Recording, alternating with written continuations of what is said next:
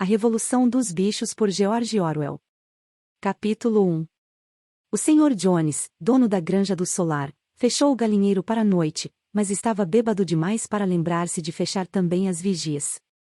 Com o facho de luz da lanterna balançando de um lado para o outro, atravessou cambaleante o pátio, tirou as botas na porta dos fundos, tomou um último copo de cerveja do barril da copa e foi para a cama, onde sua mulher já ressonava.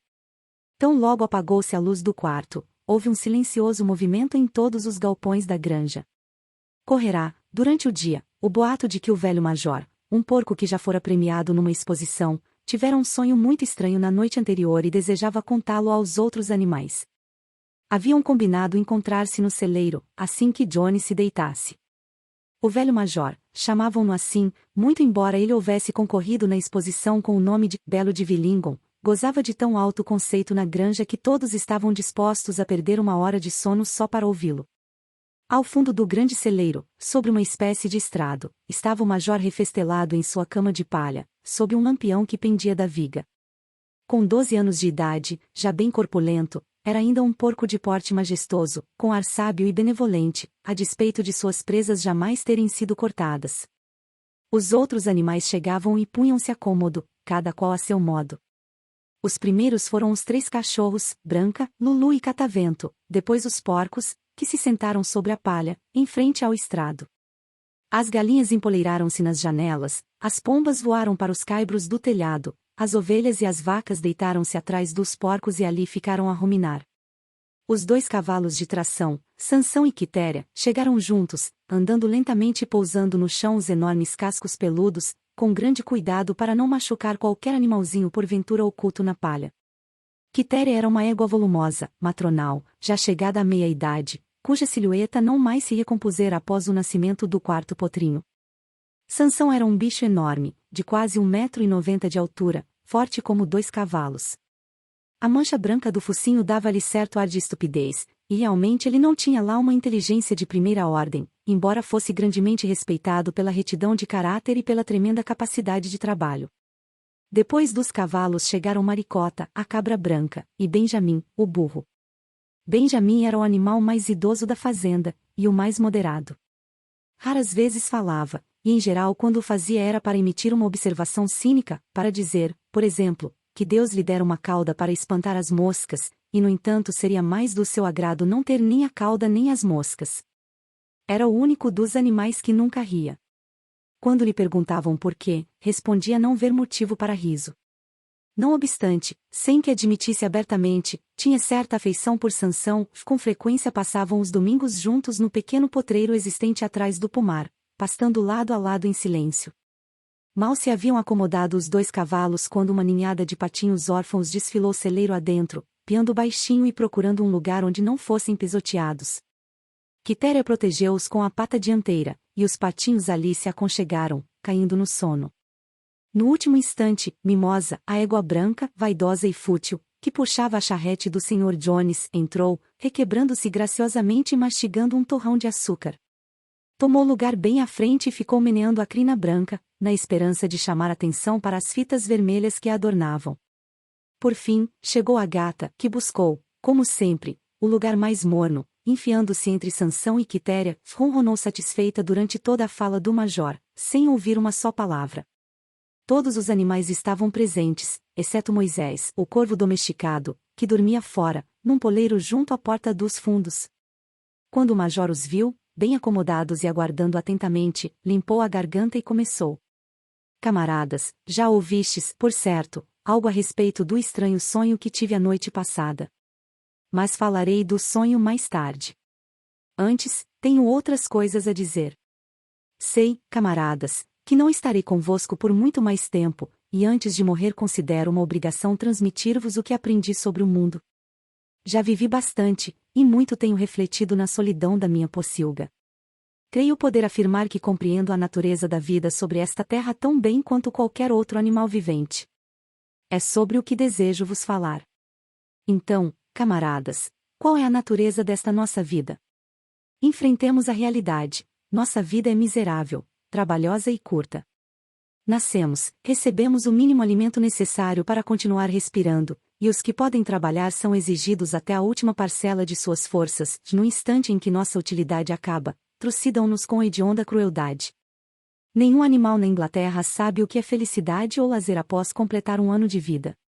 Nenhum animal na Inglaterra é livre. A vida do animal é feita de miséria e escravidão, essa é a verdade nua e crua.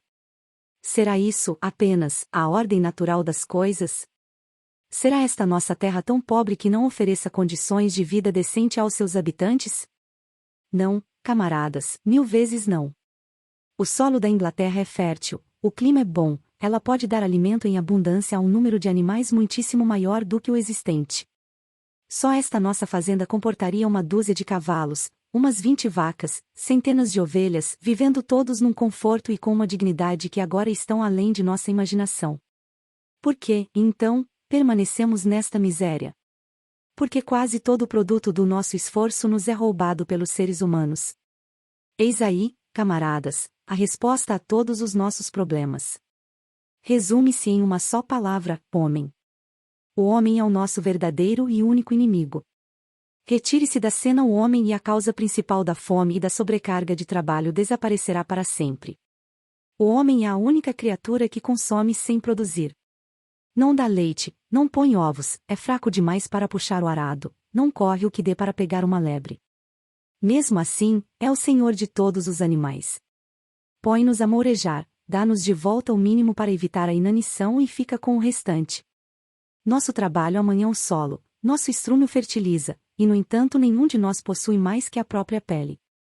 As vacas, que aqui vejo à minha frente, quantos litros de leite terão produzido neste ano? E que aconteceu a esse leite, que poderia estar alimentando robustos bezerrinhos? Desceu pela garganta dos nossos inimigos. E as galinhas, quantos ovos puseram neste ano, e quantos se transformaram em pintinhos? Os restantes foram para o mercado, fazer dinheiro para Jones e seus homens. E você, Quitéria, diga-me onde estão os 4 potrinhos que deveriam ser o apoio e o prazer da sua velhice. Foram vendidos com a idade de 1 ano, nunca mais você os verá. Como paga por seus 4 partos e por todo o seu trabalho no campo, que recebeu você, além de ração e baia? Mesmo miserável como é, nossa vida não chega nem ao fim de modo natural. Não me queixo por mim, que tive até muita sorte. Estou com 12 anos e sou pai de mais de 400 porcos. Isto é a vida normal de um barrão. Mas no fim nenhum animal escapa ao cutelo. Vós, jovens leitões que estáis sentados à minha frente, não escapareis de guinchar no cepo dentro de 1 ano. Todos chegaremos a esse horror, as vacas, os porcos, as galinhas, as ovelhas, todos. Nem mesmo os cavalos e os cachorros escapam a esse destino. Sansão, no dia em que seus músculos fortes perderem a rigidez, Jones o mandará para o carniceiro, e você será degolado e fervido para alimentar os cães de caça. Quanto aos cachorros, depois de velhos e desdentados, Jones amarra-lhes uma pedra ao pescoço e os atira na primeira lagoa. Não está, pois, claro como água, camaradas, que todos os males da nossa existência têm origem na tirania dos humanos? Basta que nos livremos do homem para que o produto de nosso trabalho seja só nosso. Praticamente, da noite para o dia, poderíamos nos tornar ricos e livres. Que fazer, então? Trabalhar dia e noite, de corpo e alma, para a derrubada do gênero humano. Esta é a mensagem que eu vos trago, camaradas: rebelião. Não sei dizer quando será esta revolução, pode ser daqui a 1 semana ou daqui a 1 século, mas uma coisa eu sei, tão certo quanto vejo esta palha sob meus pés: mais cedo ou mais tarde, justiça será feita. Fixai isso, camaradas, para o resto de vossas curtas vidas. E, sobretudo, transmiti esta minha mensagem aos que virão depois de vós, para que as futuras gerações continuem na luta até a vitória. E lembrai-vos, camaradas, jamais deixai fraquejar vossa decisão. Nenhum argumento vos poderá desviar. Fechai os ouvidos quando vos disserem que o homem e os animais têm interesses comuns, que a prosperidade de um é a prosperidade dos outros. É tudo mentira. O homem não busca interesses que não os dele próprio. Que haja entre nós, animais, uma perfeita unidade, uma perfeita camaradagem na luta. Todos os homens são inimigos, todos os animais são camaradas. Nesse momento houve uma tremenda confusão. Enquanto o major falava, 4 ratos haviam rastejado para fora de seus buracos e estavam sentados nas patinhas de trás, a ouvi-lo. De repente, os cachorros lhes deram pela presença, e somente pela rapidez com que sumiram nos buracos foi que os ratos conseguiram escapar com vida. O major levantou a pata, pedindo silêncio. Camaradas, disse ele, eis aí um ponto que precisa ser esclarecido. As criaturas rebeldes, tais como os ratos e os coelhos, serão nossos amigos ou nossos inimigos? Coloquemos o assunto em votação. Apresento à Assembleia a seguinte questão: são os ratos camaradas? A votação foi realizada imediatamente, e concluiu-se, por esmagadora maioria, que os ratos eram camaradas. Houve apenas 4 votos contra, dos 3 cachorros e da gata, que, depois se descobriu, votará pelos 2 lados. O major prosseguiu. Pouco mais tenho a dizer. Repito apenas, lembrai-vos sempre do vosso dever de inimizade para com o homem e todos os seus desígnios. O que quer que ande sobre 2 pernas é inimigo, o que quer que ande sobre 4 pernas, ou tenha asas, é amigo. Lembrai-vos também de que na luta contra o homem não devemos ser como ele. Mesmo quando o tenhais derrotado, evitai-lhe os vícios. Animal nenhum deve morar em casas, nem dormir em camas, nem usar roupas, nem beber álcool, nem fumar, nem tocar em dinheiro, nem comerciar. Todos os hábitos do homem são maus.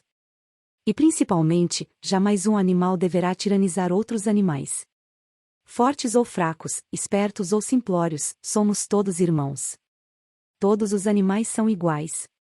E agora, camaradas, vou contar-vos o sonho que tive na noite passada.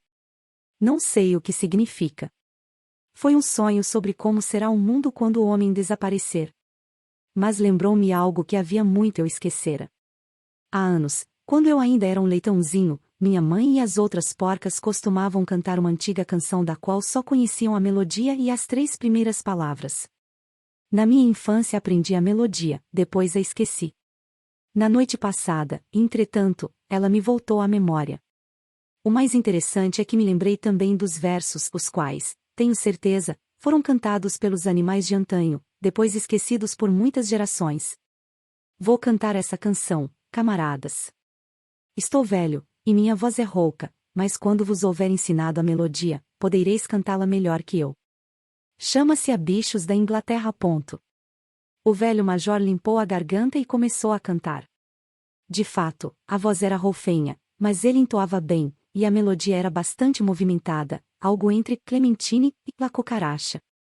Os versos diziam: bichos da Inglaterra e da Irlanda. Daqui, dali, de acolá. Escutai a alviçareira. Novidade que virá. Mais hoje, mais amanhã. O tirano vem ao chão. E os campos da Inglaterra. Só os bichos pisarão. Não mais argolas nas ventas. Dorsos livres dos arreios. Freio e espora enferrujando. E rélio em cantos alheios. Riqueza incomensurável. Terra boa, muito grão. Trigo, cevada e aveia. Pastagem, feno e feijão. Lindos campos da Inglaterra. Ribeiros com águas puras. Brisas leves circulando. Liberdade nas alturas. Lutemos por esse dia. Mesmo que nos custe a vida. Gansos, vacas e cavalos. Todos unidos na lida. Bichos da Inglaterra e da Irlanda. Daqui, dali, de acolá. Levai esta minha mensagem. E o futuro sorrirá. O canto levou a bicharada à mais extrema excitação. Mesmo antes de o major chegar ao fim, já haviam começado a cantar por conta própria. Até os mais parvos pegaram a melodia e algumas palavras, os mais vivos, tais como os porcos e os cachorros, decoraram a canção em minutos. Então, depois de algumas tentativas, a granja toda atacou bichos da Inglaterra em potente uníssono.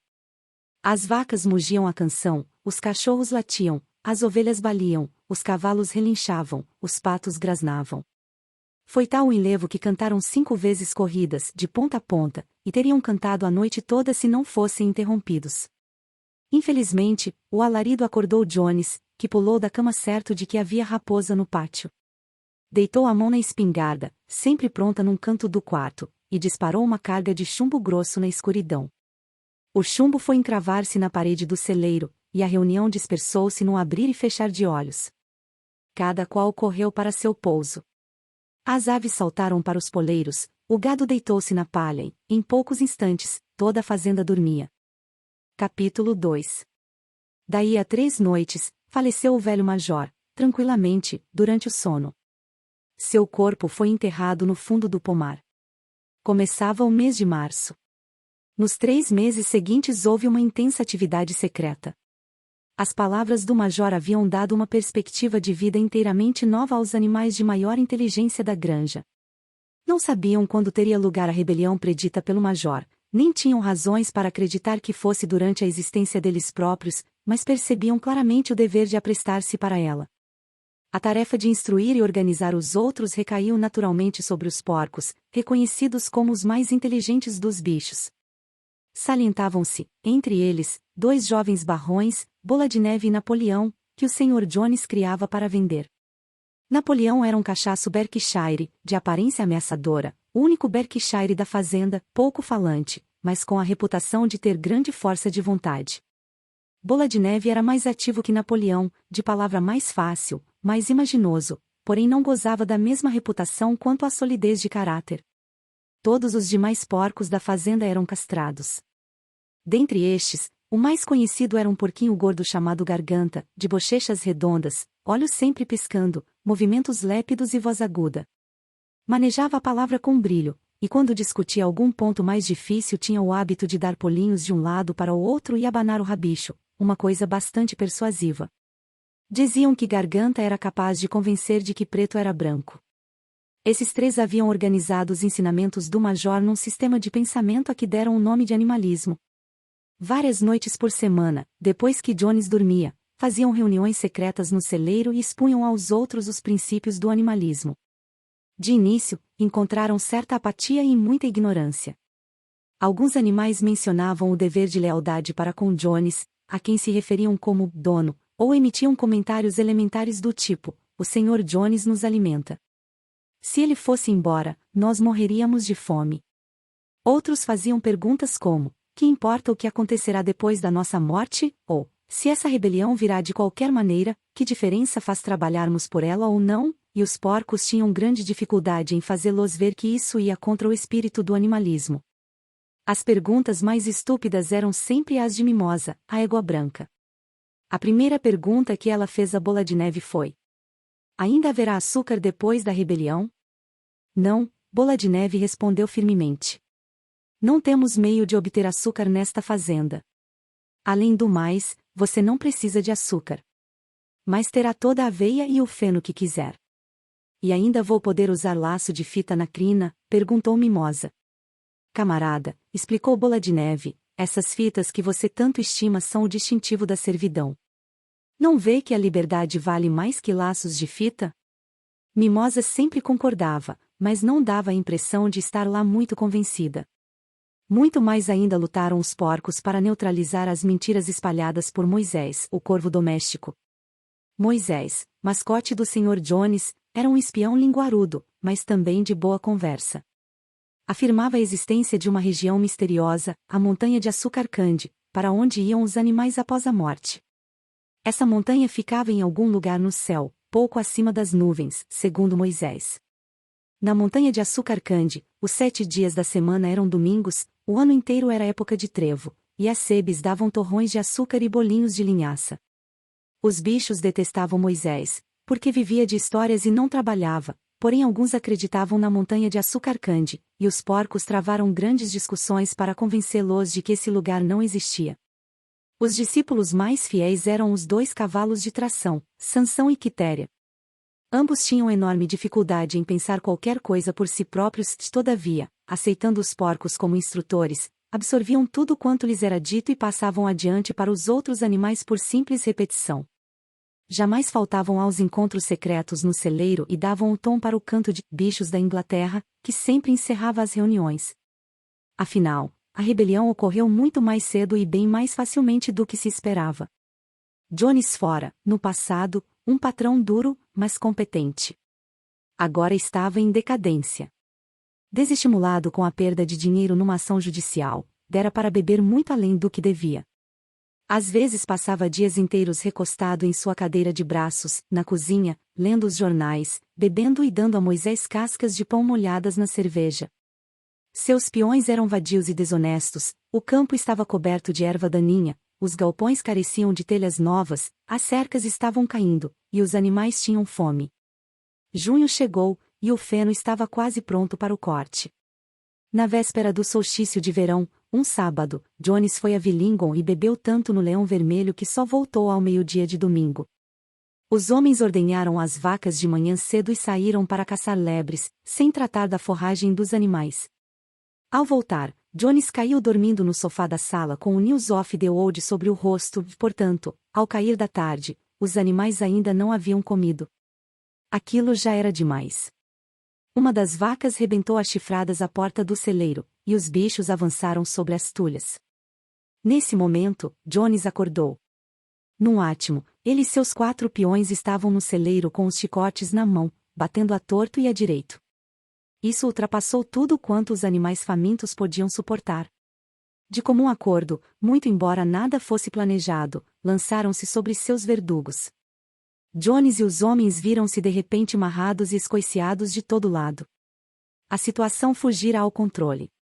Nunca tinham visto os animais daquele jeito, e a súbita revolta de criaturas que eles estavam acostumados a surrar e maltratar à vontade os encheu de pavor. Em poucos instantes largaram de defender-se e deram-o fora. Um minuto depois, os 5 voavam pela trilha rumo à estrada, com os bichos no encalço, triunfantes. A mulher de Jones olhou pela janela do quarto, viu o que ocorria, juntou às pressas alguns haveres numa bolsa de pano e escapuliu da granja por outro caminho.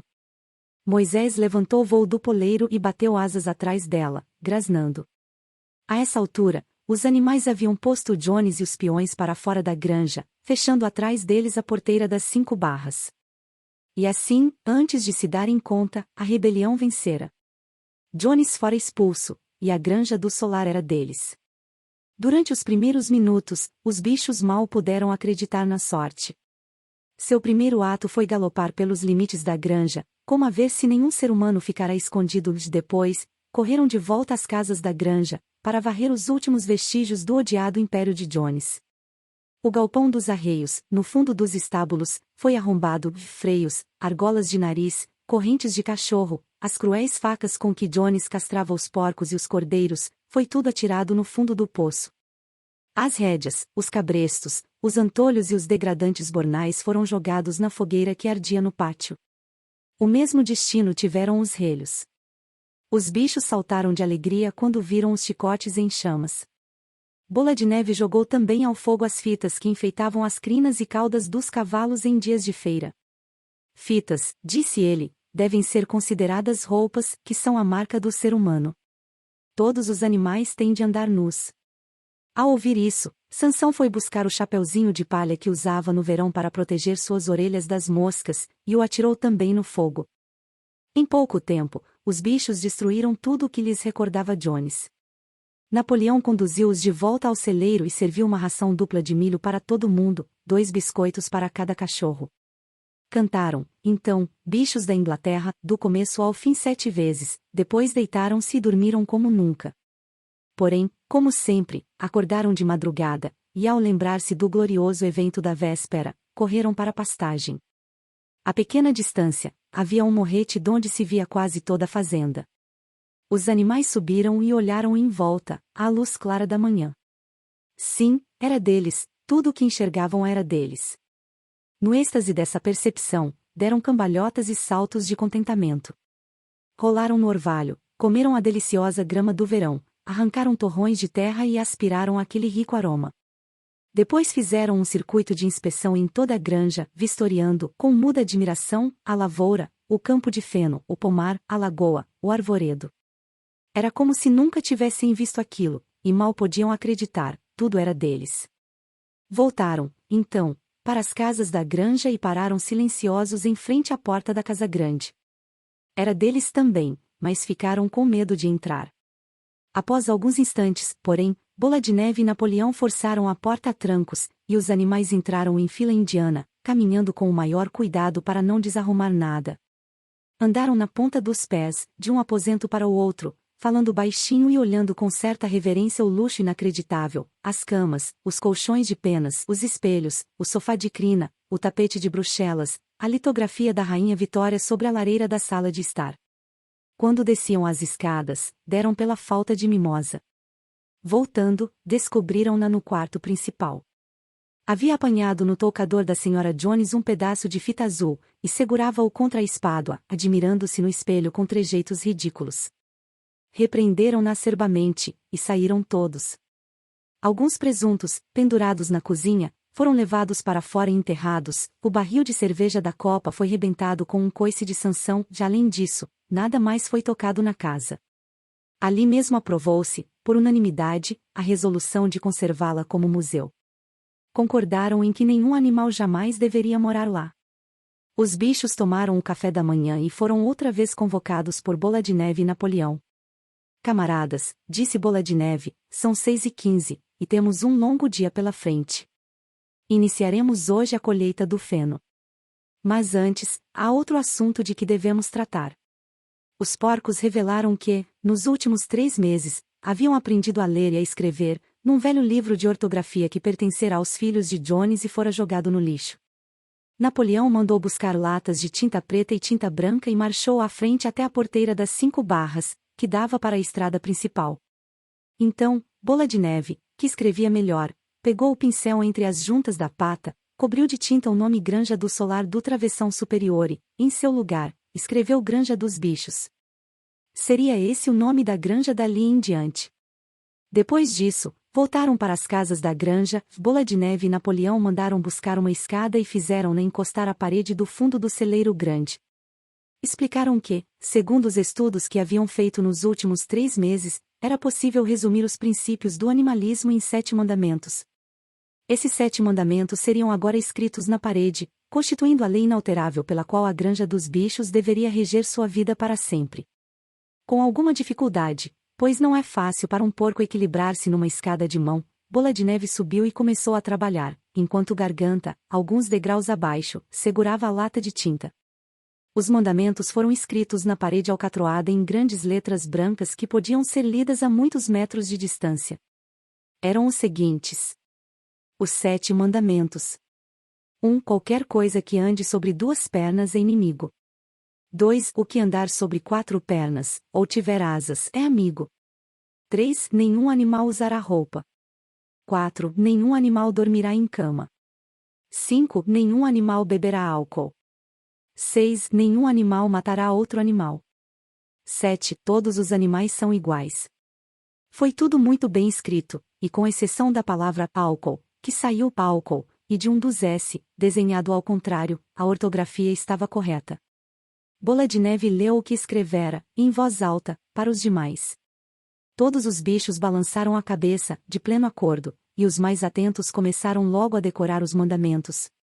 Agora, camaradas, disse Bola de Neve, deixando cair o pincel, ao campo de feno. É questão de honra fazer a colheita em menos tempo do que Jones e sua gente. Nesse momento, porém, as vacas, que já vinham dando sinais de inquietação, começaram a mugir. Há 24 horas não eram ordenhadas, e tinham os úberes quase estourando. Depois de alguma reflexão, os porcos pediram baldes e ordenharam as vacas razoavelmente bem, pois seus cascos adaptavam-se à tarefa. Tiraram 5 baldes de um leite espumante e cremoso, que muitos dos animais olharam com considerável interesse. Que vamos fazer com esse leite? Perguntou alguém. Jones, às vezes, misturava um pouco ao nosso farelo, disse uma galinha. Não vos ocupeis do leite, camaradas, exclamou Napoleão, postando-se à frente dos baldes. Nós trataremos desse assunto. A colheita é mais importante. O camarada Bola de Neve vos conduzirá. Eu irei dentro de alguns minutos. Avante, camaradas. O feno espera. Os animais rumaram ao campo de feno para o início da colheita, e quando voltaram, à noitinha, perceberam que o leite havia desaparecido. Capítulo 3. Como trabalharam para juntar aquele feno. Mas valeu o esforço, pois a colheita deu resultado bem melhor do que esperavam. Por vezes, a tarefa foi dura, os implementos destinavam-se ao uso de humanos, e foi de enorme desvantagem o fato de nenhum bicho poder utilizar ferramentas que exigissem a posição em pé sobre as patas traseiras. Mas os porcos eram tão imaginosos que conseguiam contornar todas as dificuldades. Os cavalos conheciam cada palmo do terreno, e na realidade sabiam ceifar e raspar muito melhor do que Jones e os empregados. Os porcos não trabalhavam, propriamente, mas dirigiam e supervisionavam o trabalho dos outros. Donos de um conhecimento maior, era natural que assumissem a liderança. Sansão e Quitéria atrelavam-se à ceifadeira ou à grade, é claro que não havia mais necessidade de freios nem de rédeas, e andavam pelo campo para lá e para cá, com um porco atrás gritando, eia, camarada, ou, à volta, agora, camarada, conforme o caso. E cada animal, até o mais modesto, labutou para colher e juntar o feno. Até os patos e as galinhas ciscavam o dia inteiro sob o sol, carregando no bico pequeninos feixes de feno. Enfim, terminaram a colheita 2 dias antes do tempo que Jones e os peões normalmente levavam. Mas, além disso, foi a maior colheita que jamais se realizará ali. Não houve o mínimo desperdício, as galinhas e os patos, com sua vista penetrante, juntaram até o menor talinho. E nenhum animal na granja furtou sequer uma bocada. Por todo aquele verão o trabalho da granja andou como um relógio. Os bichos, felizes como nunca. Cada bocado de comida constituía um extremo prazer, agora que a comida era realmente deles, produzida por eles e para eles, em vez de ser distribuída em pequenas quantidades por um dono cheio de má vontade. Ausentes os inúteis parasitas humanos, mais sobrava para cada um. Houve também mais lazer, muito embora os animais fossem inexperientes nisso. Encontraram muitas dificuldades, por exemplo, no fim do ano, quando colheram os cereais, foram obrigados a pisá-los, à moda antiga, e a soprar as cascas, pois a granja não possuía uma debulhadeira, mas os porcos, com a inteligência, e Sansão, com seus músculos fantásticos, sobrepujavam-nas. Sansão era a admiração de todos. Já era trabalhador no tempo de Jones, já agora, como que valia por 3 dias houve em que todo o trabalho da granja parecia cair em seu lombo. Da manhã à noite, lá estava ele, puxando e empurrando, sempre no lugar onde o trabalho era mais pesado.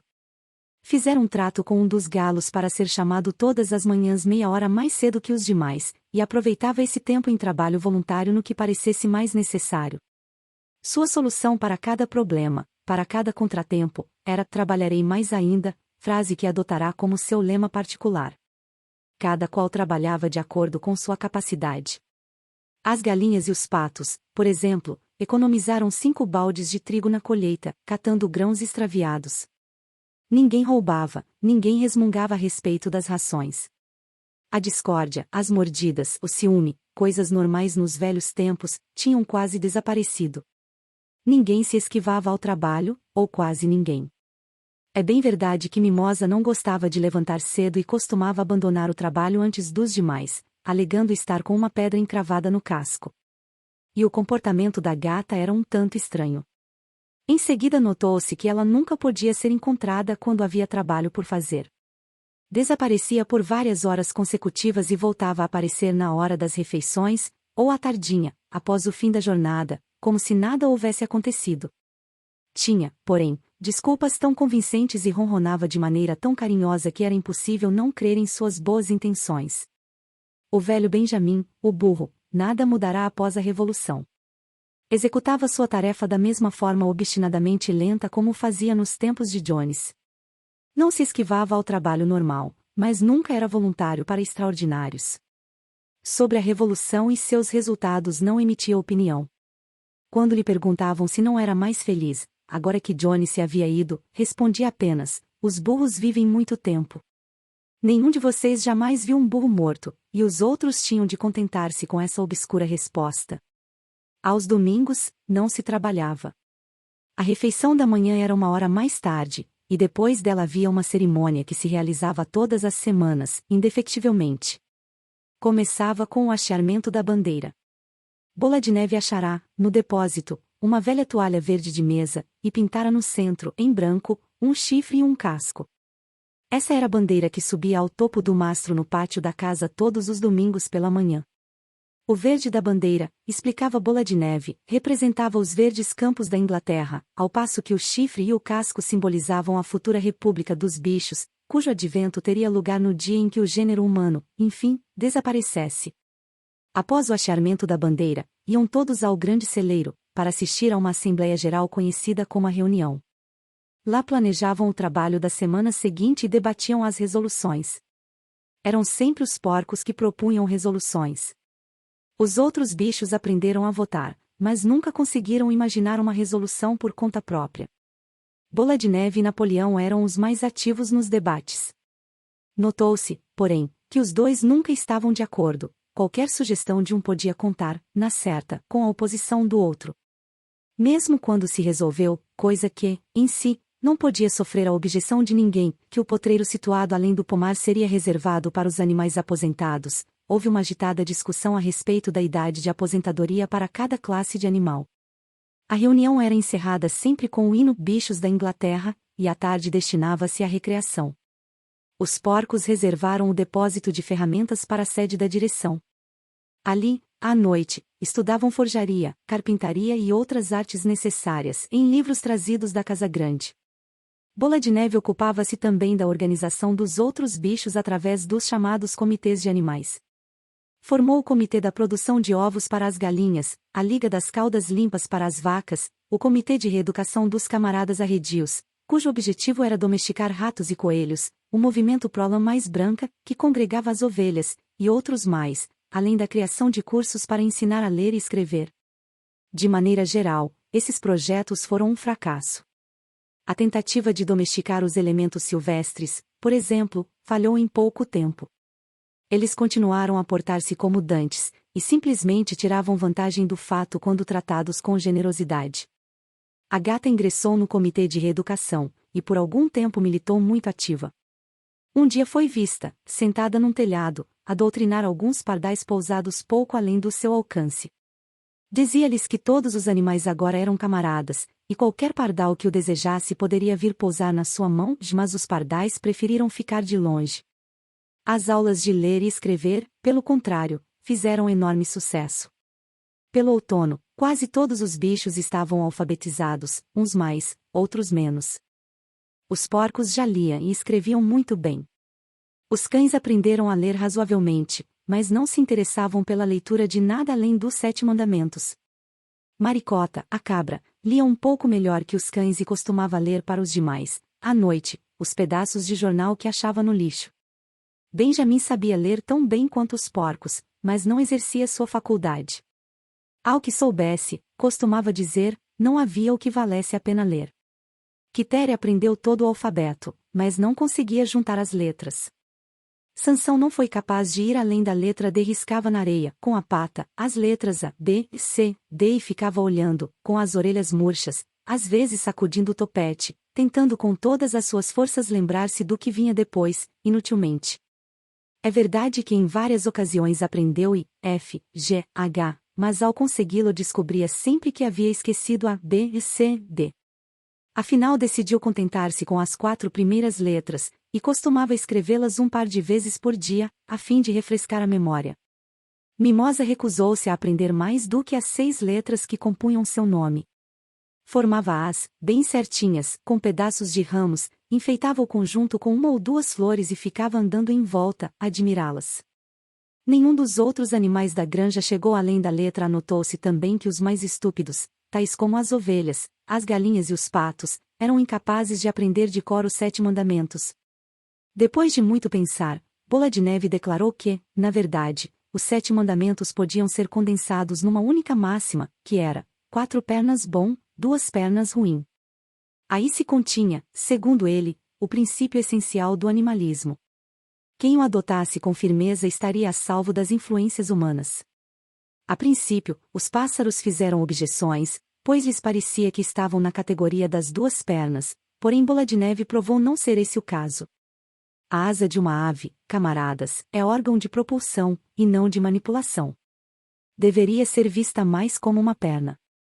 O que distingue o homem é a mão, o instrumento com que ele perpetra toda a sua maldade.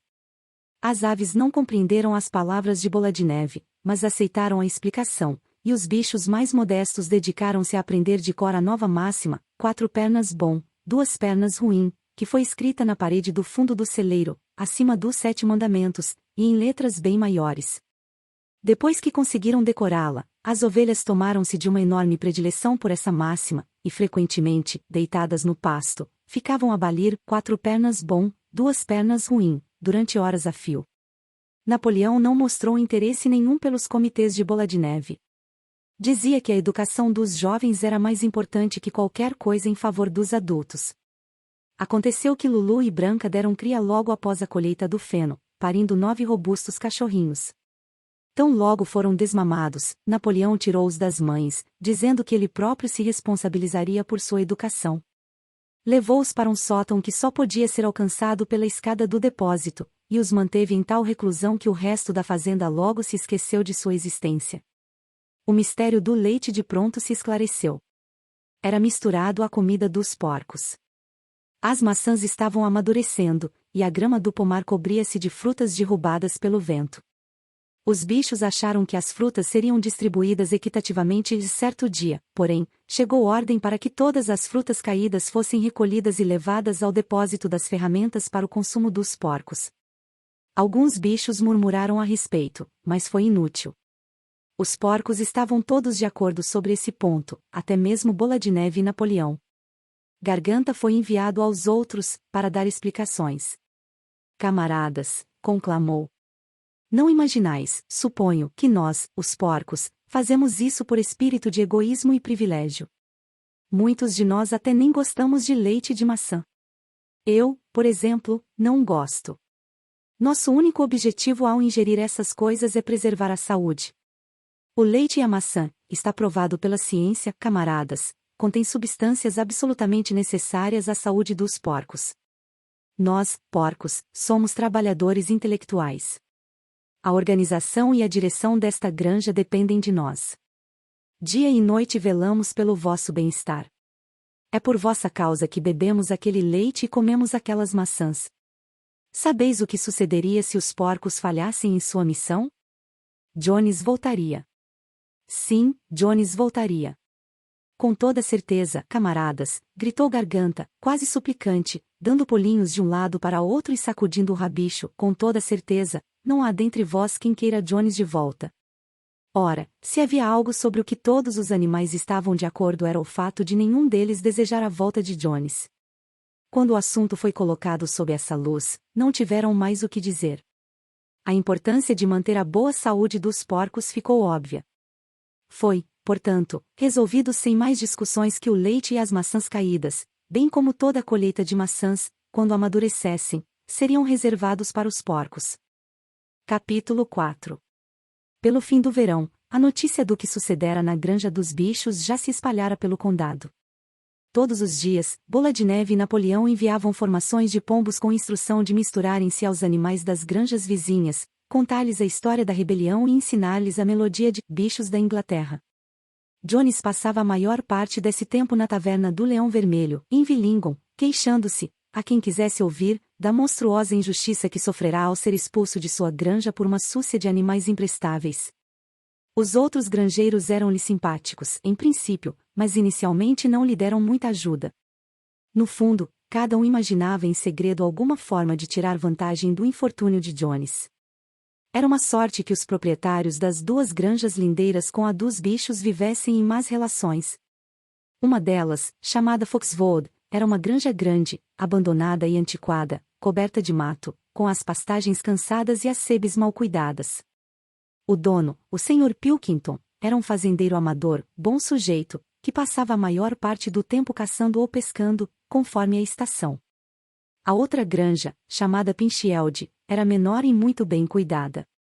O proprietário era o Sr. Frederick, homem rude e sagaz, sempre envolvido em litígios e com reputação de sempre levar a melhor em paradas muito difíceis. Os dois se hostilizavam tanto que lhes era sumamente difícil chegar a qualquer acordo, mesmo em defesa de seus próprios interesses. Só que ambos estavam muito assustados com a rebelião na granja dos bichos e queriam evitar que seus próprios animais tomassem maior conhecimento do assunto. De início, fingiram achar graça na ideia de bichos dirigirem uma granja. O caso todo estaria acabado em coisa de semanas, diziam. Espalharam que os animais da Granja do Solar, insistiam em chamá-la Granja do Solar, não admitindo o nome Granja dos Bichos, estavam lutando entre si e não tardariam a definhar até a morte. Como o tempo passava e os animais evidentemente não morriam, Frederick e Pilkington mudaram de tom e passaram a falar nas terríveis perversidades que estavam ocorrendo na granja dos bichos. Foi dito que os animais lá praticavam o canibalismo, torturavam uns aos outros com ferraduras ao rubro e tinham suas fêmeas em comum. Isso era o que adivinha do desrespeito às leis da natureza, diziam Frederick e Pilkington. Entretanto, nunca ninguém acreditou muito nessas histórias. Boatos de um sítio maravilhoso, onde acabaram os seres humanos e os bichos tomavam conta dos próprios negócios, continuavam a circular, de forma vaga e distorcida, e durante todo aquele ano uma onda de revolta correu a região. Touros que sempre haviam sido mansos repentinamente enfureceram, as ovelhas passavam as sebes e comiam o trevo, as vacas coiciavam os tarros, os cavalos da caça à raposa refugavam as cercas, jogando os cavaleiros do outro lado. Mas sobretudo, a melodia e mesmo a letra de Bichos da Inglaterra eram sabidas em toda parte. O hino espalhara-se com espantosa rapidez. Os humanos não aguentavam de raiva ao ouvirem a canção, embora desdenhassem como simplesmente ridícula. Não dava para entender, diziam, que mesmo animais chegassem ao ponto de cantar aquela droga. O bicho flagrado a cantá-la era açoitado na hora. Ainda assim, a canção era irreprimível. Os melros atrinavam pousados nas cercas, as pombas arrulhavam-na nos olmeiros, e ela pervagava nas marteladas dos ferreiros e no bimbalhar dos sinos das igrejas. E os humanos, ao ouvi-la, tremiam secretamente ante aquela profecia de sua desgraça. No início de outubro, quando o trigo já fora colhido, amontoado e em parte até debulhado, uma revoada de pombos chegou num turbilhão e pousou no pátio da granja dos bichos, presa de grande pavor. Jones e todos os seus homens, com mais meia dúzia de Foxvold e Pinchield, haviam entrado pela porteira das 5 barras e vinham subindo a trilha que conduzia à fazenda. Todos armados de bastões, exceto Jones, que marchava à frente com uma espingarda na mão. Era evidentemente uma tentativa de recuperar a granja. Há muito isso era esperado, e os preparativos vinham sendo feitos. Bola de Neve, que estudará um velho livro sobre as campanhas de Júlio César achado na Casa Grande, estava encarregado das operações defensivas. Ligeiro deu suas ordens, e logo cada animal estava em seu posto. Quando os humanos chegaram perto das casas, Bola de Neve lançou o primeiro ataque. Os pombos, em número de 35, voaram em sortida sobre os homens e defecaram sobre eles, e enquanto os homens debatiam-se com isso, os gansos, até então escondidos nas sebes, avançaram bicando-lhes as pernas malevolamente. Mas era apenas uma pequena manobra de escaramuça, destinada a criar confusão, e os humanos tiveram facilidade em espantar os gansos com os bastões. Então, Bola de Neve lançou sua segunda vaga de ataque. Maricota, Benjamin e as ovelhas, com Bola de Neve à frente, arremeteram sobre os homens, marrando, mordendo e escoiciando-os de todo lado, Benjamin fustigando-os pelas costas com seus pequenos cascos. Novamente, porém, os homens com os bastões e os coturnos rústicos foram mais fortes, e de repente, a um guincho de Bola de Neve, que era o sinal para bater em retirada, todos os bichos deram meia volta e atravessaram o portão em disparada para dentro do pátio. Os homens soltaram um brado de triunfo. Viram, tal como haviam imaginado, o inimigo em fuga, e se lançaram em seu encalço desordenadamente. Era justo o que Bola de Neve queria. Tão logo eles entraram no pátio, os 3 cavalos, as 3 vacas e o restante dos porcos, que estavam emboscados atrás do estábulo, surgiram-lhes de inopino à retaguarda, cortando a retirada. Bola de Neve deu o sinal de carga. Ele próprio correu na direção de Jones. Vendo-o, Jones levantou a arma e atirou. Os projéteis abriram riscos sangrentos no dorso de Bola de Neve, e uma ovelha caiu morta. Sem titubear um só instante, Bola de Neve lançou seus 100 quilos contra as pernas de Jones. O homem foi jogado sobre um monte de esterco, e a arma voou-lhe das mãos. Porém, o espetáculo mais aterrorizante em tudo aquilo era Sansão, erguendo-se nos posteriores e dando manotaços com seus enormes cascos ferrados, feito um garanhão. Logo no primeiro golpe atingiu o crânio de um cavalariço de Foxvold, que caiu prostrado sem vida na lama. Diante disso, vários homens largaram os bastões e tentaram correr. O pânico tomou conta deles, e em poucos momentos os animais os caçavam em volta do pátio. Eles foram chifrados, lanhados, mordidos e atropelados. Não houve bicho da granja que não tirasse desforra, cada um à sua moda. Até a gata, inesperadamente, saltou de um telhado sobre as costas de um peão, cravando-lhe as unhas no pescoço e fazendo o homem dar um berro de dor.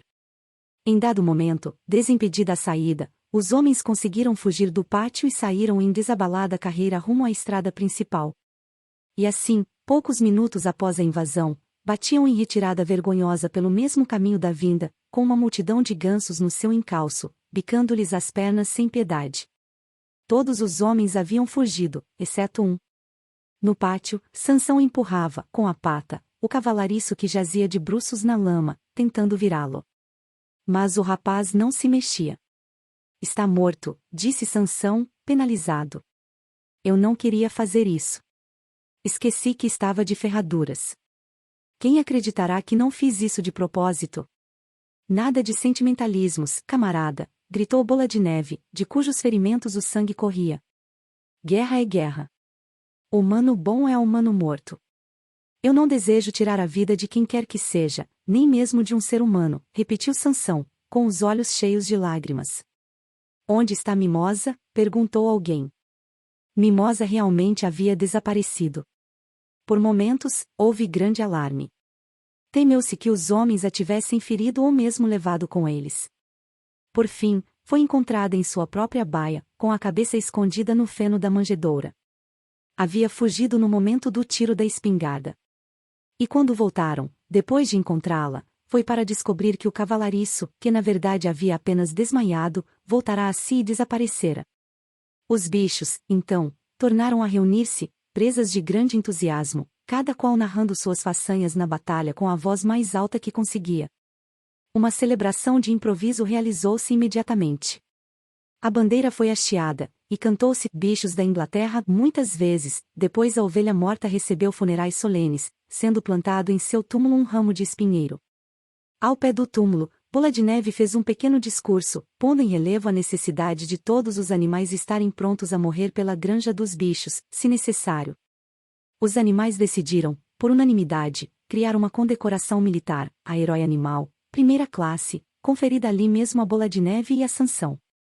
Consistia numa medalha de bronze, era, na realidade, bronze dos arreios achados no galpão de ferramentas, para ser usada nos domingos e feriados. Criaram também a Herói Animal, segunda classe, conferida póstumamente à ovelha morta. Houve muita discussão quanto ao nome a ser dado à batalha. Por fim, ela foi chamada Batalha do Estábulo, o lugar onde se armara a emboscada. A espingarda de Jones foi encontrada na lama. Havia uma boa quantidade de cartuchos na casa grande, e ficou decidido que colocariam a arma ao pé do mastro, como uma peça de artilharia, e dariam uma salva 2 vezes ao ano, uma no dia 12 de outubro, aniversário da Batalha do Estábulo, e outra no dia 24 de junho, aniversário da rebelião. Capítulo 5. Com a chegada do inverno, Mimosa tornou-se cada vez mais importuna. Todas as manhãs atrasava-se para o trabalho e dava desculpa de dores misteriosas, embora gozasse de excelente apetite. A qualquer pretexto largava o trabalho e ia para o açude, em cuja beira permanecia admirando a própria imagem refletida na água. Corriam também boatos de maior seriedade. Um dia, quando Mimosa entrou no pátio, toda contente, sacudindo a cauda e mascando um talo de feno, Quitéria abordou-a. Mimosa, disse ela, tem um assunto muito sério para tratar. Hoje de manhã vi você olhando por cima da sebe que separa a nossa granja de Foxvold. Do outro lado estava um empregado do Sr. Pilkington. E ele, embora eu estivesse longe, tenho quase certeza de que vi isso, falava com você e fazia festa em seu focinho. Que quer dizer isso, Mimosa? Ele não fez. Eu não estava. Não é verdade, gritou Mimosa, agitando-se e escarvando a terra. Mimosa. Olhe nos meus olhos. Você me dá sua palavra de honra de que o homem não a tocou no focinho? Não é verdade, repetiu Mimosa, sem olhar Quitéria de frente, depois virou-se e galopou para o campo. Quitéria teve uma ideia. Sem dizer nada a ninguém, foi à baia de Mimosa e virou a palha com o casco. Ali estavam, escondidos, um montinho de torrões de açúcar e vários novelos de fitas de diversas cores. 3 dias mais tarde, Mimosa desapareceu. Durante algumas semanas ninguém teve notícias de seu paradeiro, até que os pombos trouxeram o informe de que a haviam visto na parte mais afastada de Villingham, atrelada a uma bonita charrete vermelha e preta, em frente a uma taverna. Um homem gordo, de rosto vermelho, calças xadrez e polainas, com todo o tipo de estalajadeiro, passava-lhe a mão no focinho e dava-lhe torrões de açúcar. Estava de pelo bem tosado e usava uma fita escarlate no topete. Parecia muito satisfeita, disseram os pombos. Os bichos nunca mais falaram em Mimosa. Em janeiro, o tempo piorou terrivelmente. A terra, dura como ferro, não permitia o trabalho no campo. Houve muitas reuniões no celeiro grande, e os porcos passaram ao planejamento dos trabalhos a realizar na estação seguinte. Ficará acertado que os porcos, sendo manifestamente mais inteligentes que os outros animais, decidiriam todas as questões referentes à política agrícola da granja, embora suas decisões devessem ser ratificadas pelo voto da maioria. Essa combinação teria funcionado muito bem, não fossem as disputas entre Bola de Neve e Napoleão. Esses dois discordavam em todos os pontos passíveis de discordância. Se um propunha um aumento da área de plantio de cevada, era certo que o outro proporia uma área maior para o cultivo de aveia, e se um dissesse que tais e tais lotes eram ótimos para plantar repolho, o outro diria que só prestavam para nabos. Cada qual tinha seus seguidores, e havia debates violentos. Nas reuniões, Bola de Neve frequentemente obtinha a maioria, por seus discursos brilhantes, porém Napoleão era o melhor na cabala de apoio durante os intervalos. Obtinha sucesso especial com as ovelhas. Ultimamente elas haviam criado o hábito de balir 4 pernas bom, 2 pernas ruim em ocasiões próprias ou impróprias, e muitas vezes interrompiam a reunião dessa maneira. Notou-se que mostravam especial disposição de atacar o 4 pernas bom, 2 pernas ruim, justo quando Bola de Neve chegava a um momento crucial de seus discursos. Bola de Neve estudará atentamente alguns números atrasados da revista O Agricultor e o Criador de Gado, encontrados na Casa Grande, e andava com a cabeça cheia de projetos de invenções e melhoramentos. Falava com grande conhecimento de causa sobre drenagens, ensilagem, escórias básicas, e havia elaborado um complexo esquema segundo o qual os bichos evacuariam diretamente no campo, em pontos diferentes cada dia, para economizar o trabalho do transporte de esterco. Napoleão não fazia projetos próprios, apenas dizia com toda a calma que os de Bola de Neve não dariam em nada e parecia aguardar sua vez. De todas as divergências, porém, nenhuma foi tão séria quanto a do moinho de vento. Não muito longe das casas havia um outeiro que era o ponto mais alto da granja. Depois de realizar uma pesquisa no solo, Bola de Neve declarou ser o local ideal para a construção de um moinho de vento que poderia acionar um dínamo e suprir de energia elétrica toda a granja. As baías teriam luz e aquecimento no inverno, haveria força para uma serra circular, para a moagem de cereais, para o corte da beterraba de forragem e para um sistema de ordem elétrica. Os animais nunca tinham sequer ouvido falar nessas coisas, pois a granja era antiquada, com aparelhagem das mais primitivas, e escutaram boquiabertos Bola de Neve fazer desfilar como por encanto, ante sua imaginação, as figuras dos aparelhos mais espetaculares, máquinas que fariam todo o serviço em seu lugar, enquanto eles aproveitariam a folga pastando ou cultivando a mente através da leitura e da conversação. Em poucas semanas, o projeto de Bola de Neve para o moinho de vento ficou pronto. Os detalhes mecânicos foram retirados principalmente de 3 livros que haviam pertencido ao Sr. Jones, 1000 coisas úteis para sua casa, seja o seu próprio pedreiro e eletricidade para principiantes. Bola de Neve utilizou como estúdio um galpão que antes abrigara incubadoras e cujo piso era de madeira lisa, própria para desenhar. Lá permanecia horas a fio, com os livros abertos sob o peso de uma pedra e uma barra de giz entre as 2 pontas do casco. Andava lépido para lá e para cá, riscando linhas e mais linhas e soltando guinchos de entusiasmo. Aos poucos o projeto foi se transformando numa complicada massa de manivelas e engrenagens que cobria quase metade do assoalho, e que os outros animais achavam completamente ininteligível, mas impressionante.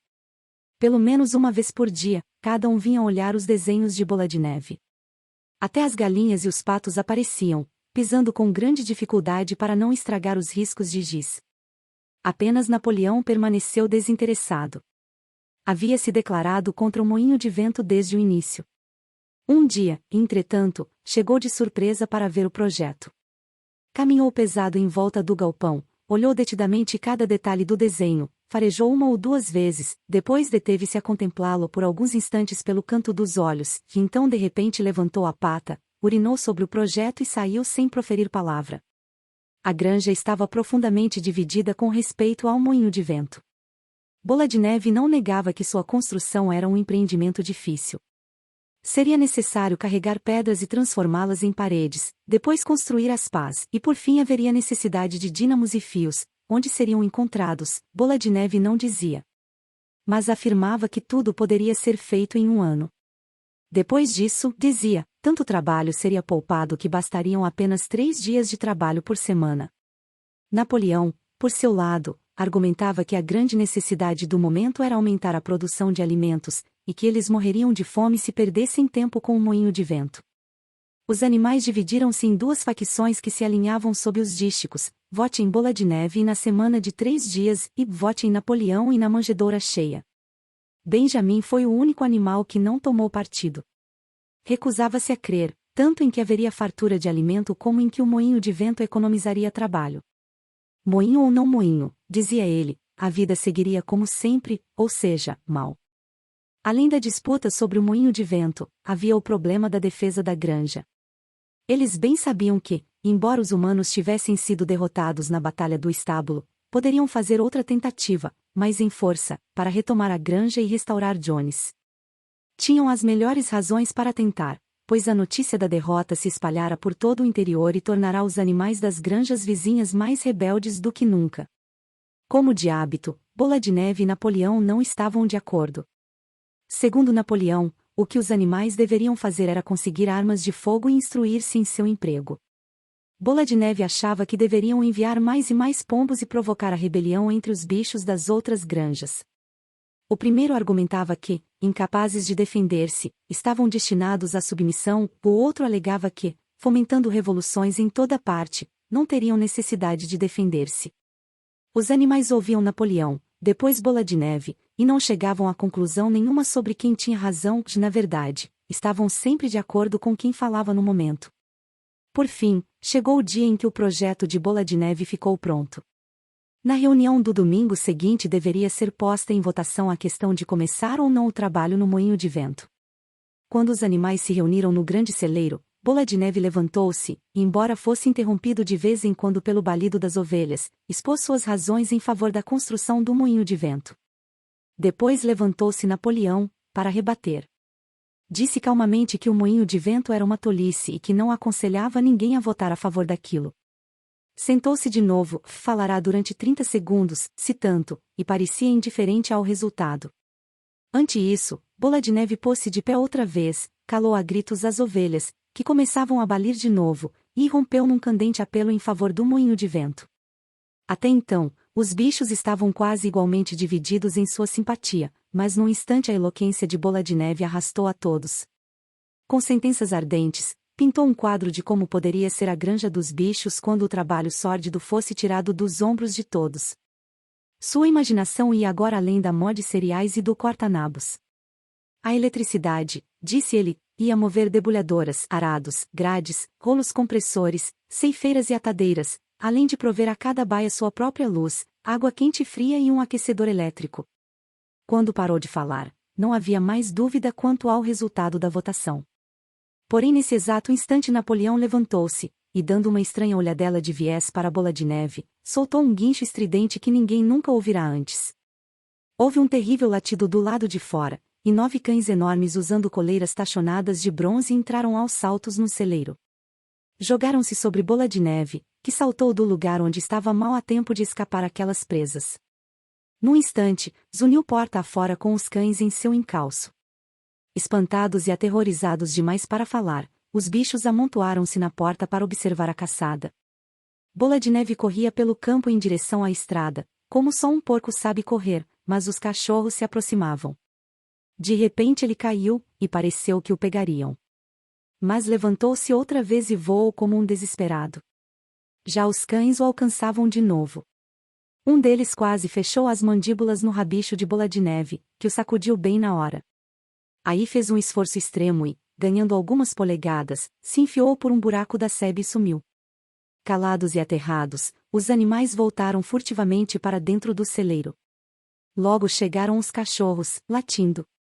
A princípio, ninguém pôde imaginar de onde tinham vindo aquelas criaturas, mas o mistério logo se aclarou. eram os cachorrinhos que Napoleão havia tomado das mães e criado em segredo.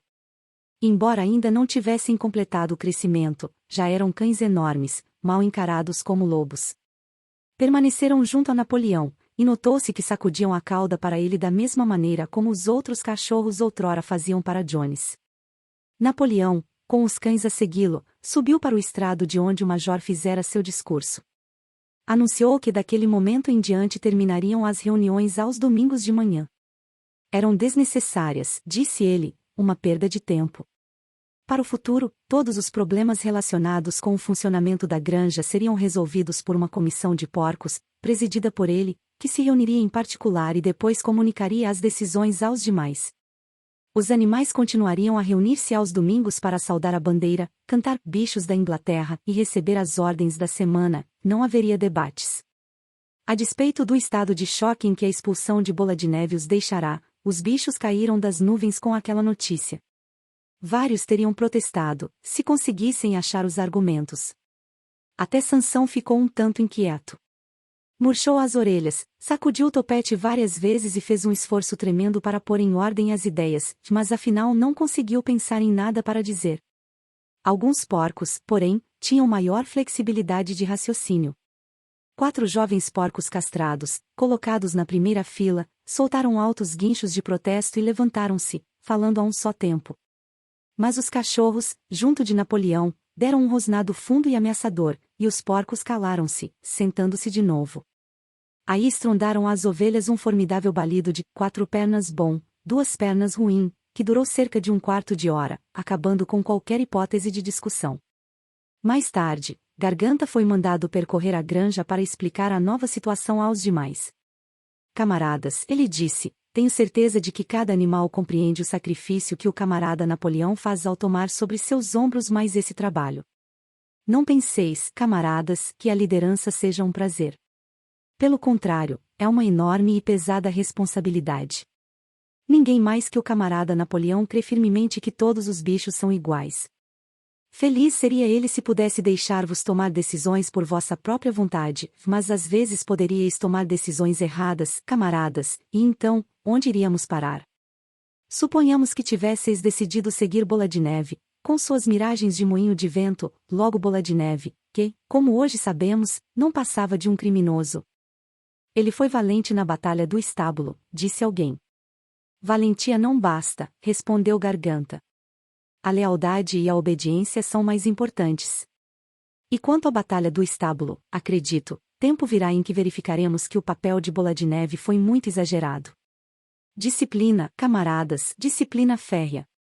Esse é o lema para os dias que correm. Um passo em falso, e o inimigo estará sobre nós. Por certo, camaradas, não quereis Jones de volta, hein? Uma vez mais, esse argumento era irrespondível. Sem dúvida alguma, os bichos não desejavam Jones de volta, e se a realização dos debates dominicais podia ter essa consequência, então que cessassem os debates. Sansão, que já tivera tempo de pensar, expressou o sentimento geral: se é o que diz o camarada Napoleão, deve estar certo. E daí por diante adotou a máxima: Napoleão tem sempre razão, acrescentando-a ao seu lema particular: trabalharei mais ainda. Já com o tempo melhor, iniciou-se a arada da primavera. O galpão em que Bola de Neve desenhara o projeto do moinho de vento foi trancado, e os desenhos, provavelmente apagados. Todos os domingos, às 10 horas, os animais reuniam-se no grande celeiro para receber as ordens da semana. A caveira do velho major, já sem carnes, fora desenterrada e colocada sobre um toco ao pé do mastro, junto da espingarda. Após o hasteamento da bandeira, os animais deviam desfilar reverentemente perante a caveira, antes de entrar no celeiro. Já não sentavam todos juntos, como antes.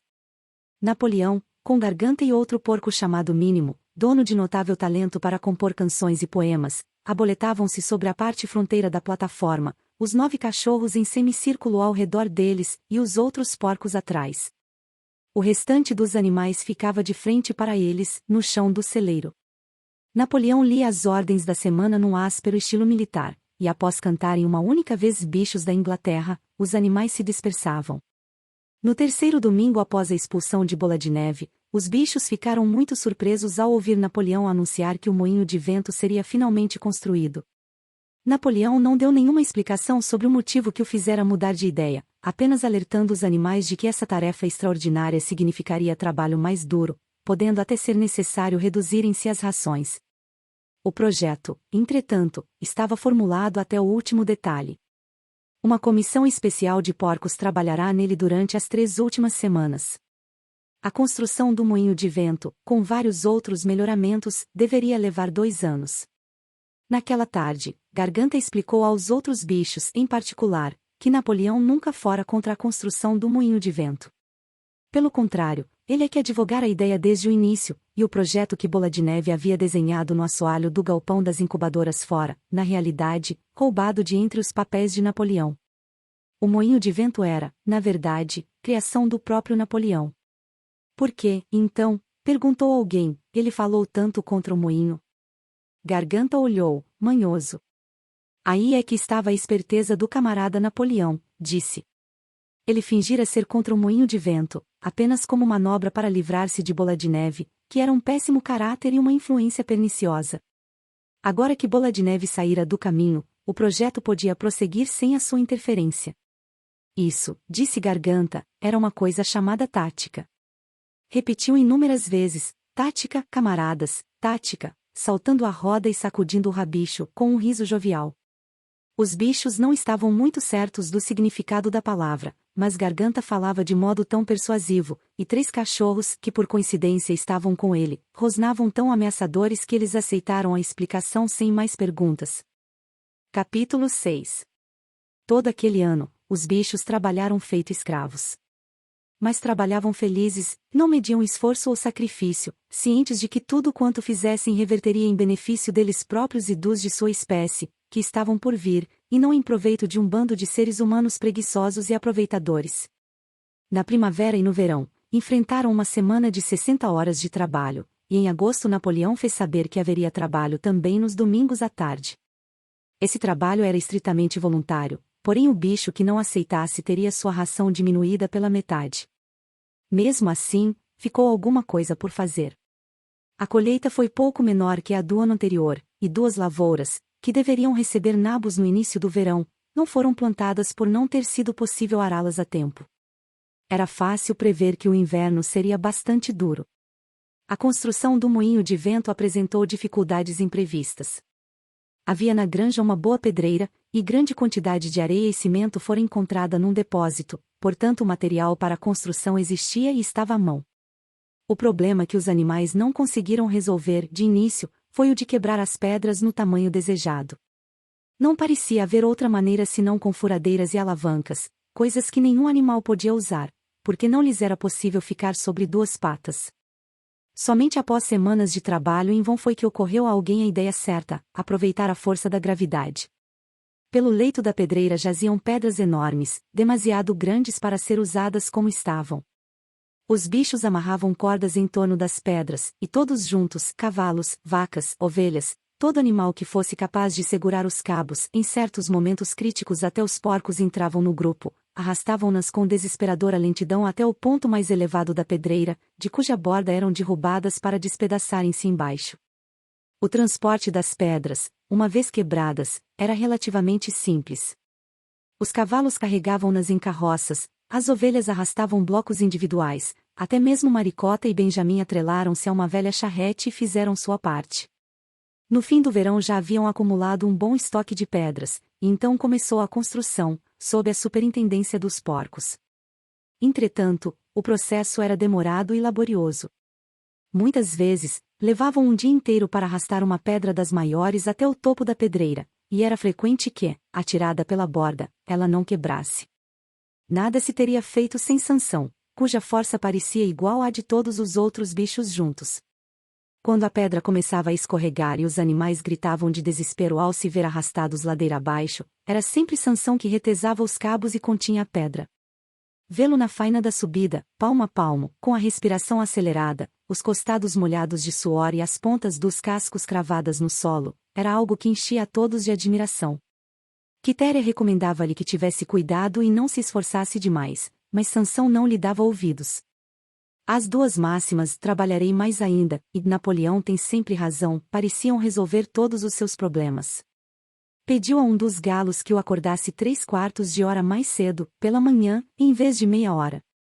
E nos momentos de folga, coisa que nos últimos tempos não sucedia muito a miúde, ia sozinho à pedreira, juntava um monte de pedras quebradas e puxava-o até o local do moinho de vento, sem ajuda de ninguém. Os bichos não passaram muito mal aquele inverno, malgrado a dureza do trabalho. Se não dispunham de mais alimentos do que no tempo de Jones, também não tinham menos. A vantagem de só terem a si próprios para alimentar, sem os 5 esbanjadores seres humanos, era tão grande que compensava bem algumas faltas. E em muitos aspectos seus métodos eram mais eficientes e econômicos. Certas tarefas, como, por exemplo, a limpeza de ervas daninhas, podiam ser realizadas com uma perfeição impossível para os humanos.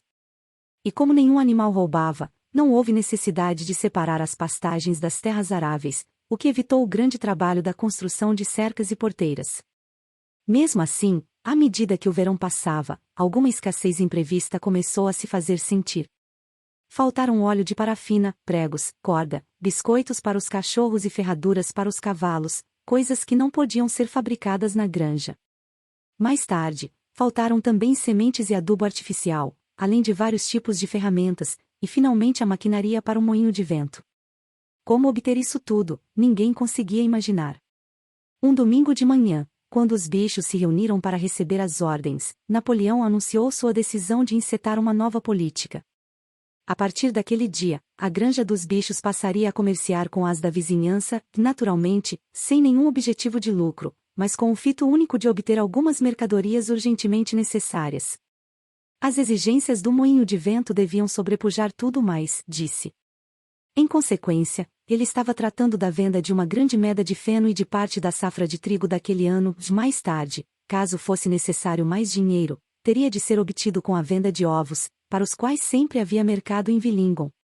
As galinhas, disse Napoleão, deveriam agradecer a oportunidade de oferecer esse sacrifício, como contribuição especial em prol da construção do moinho de vento. Os animais sentiram outra vez uma vaga inquietude. Nunca ter contato com seres humanos, nunca comerciar, jamais usar dinheiro, pois não estavam tais coisas entre as primeiras moções passadas naquela formidável reunião inicial, logo após a expulsão de Jones? Todos se lembravam da aprovação dessas resoluções, ou pelo menos julgavam lembrar-se. Os 4 jovens porcos castrados que haviam protestado quando Napoleão acabará com as reuniões levantaram timidamente a voz, mas foram logo silenciados pelo rosnar medonho dos cachorros. Nesse instante, como de hábito, as ovelhas irromperam em 4 pernas bom, 2 pernas ruim, e a momentânea impertinência foi abafada. Finalmente, Napoleão levantou a pata ordenando silêncio e declarou que já havia tomado todas as providências. Não haveria necessidade de nenhum animal entrar em contato com seres humanos, coisa que seria da maior inconveniência. Ele pretendia tomar sobre seus ombros toda essa carga. Um certo Sr. Vimper, que era advogado em Villingon, concordara em atuar como intermediário entre a granja dos bichos e o mundo exterior, e viria à granja todas as segundas-feiras pela manhã, a fim de receber instruções. Napoleão finalizou o discurso com sua exclamação habitual de "Viva a granja dos bichos", e após cantarem "Bichos da Inglaterra", os animais foram dispensados. Depois, Garganta percorreu a granja para tranquilizá-los. Assegurou-lhes que tal resolução contra o engajamento no comércio e o uso de dinheiro jamais fora aprovada, aliás nem sequer apresentada.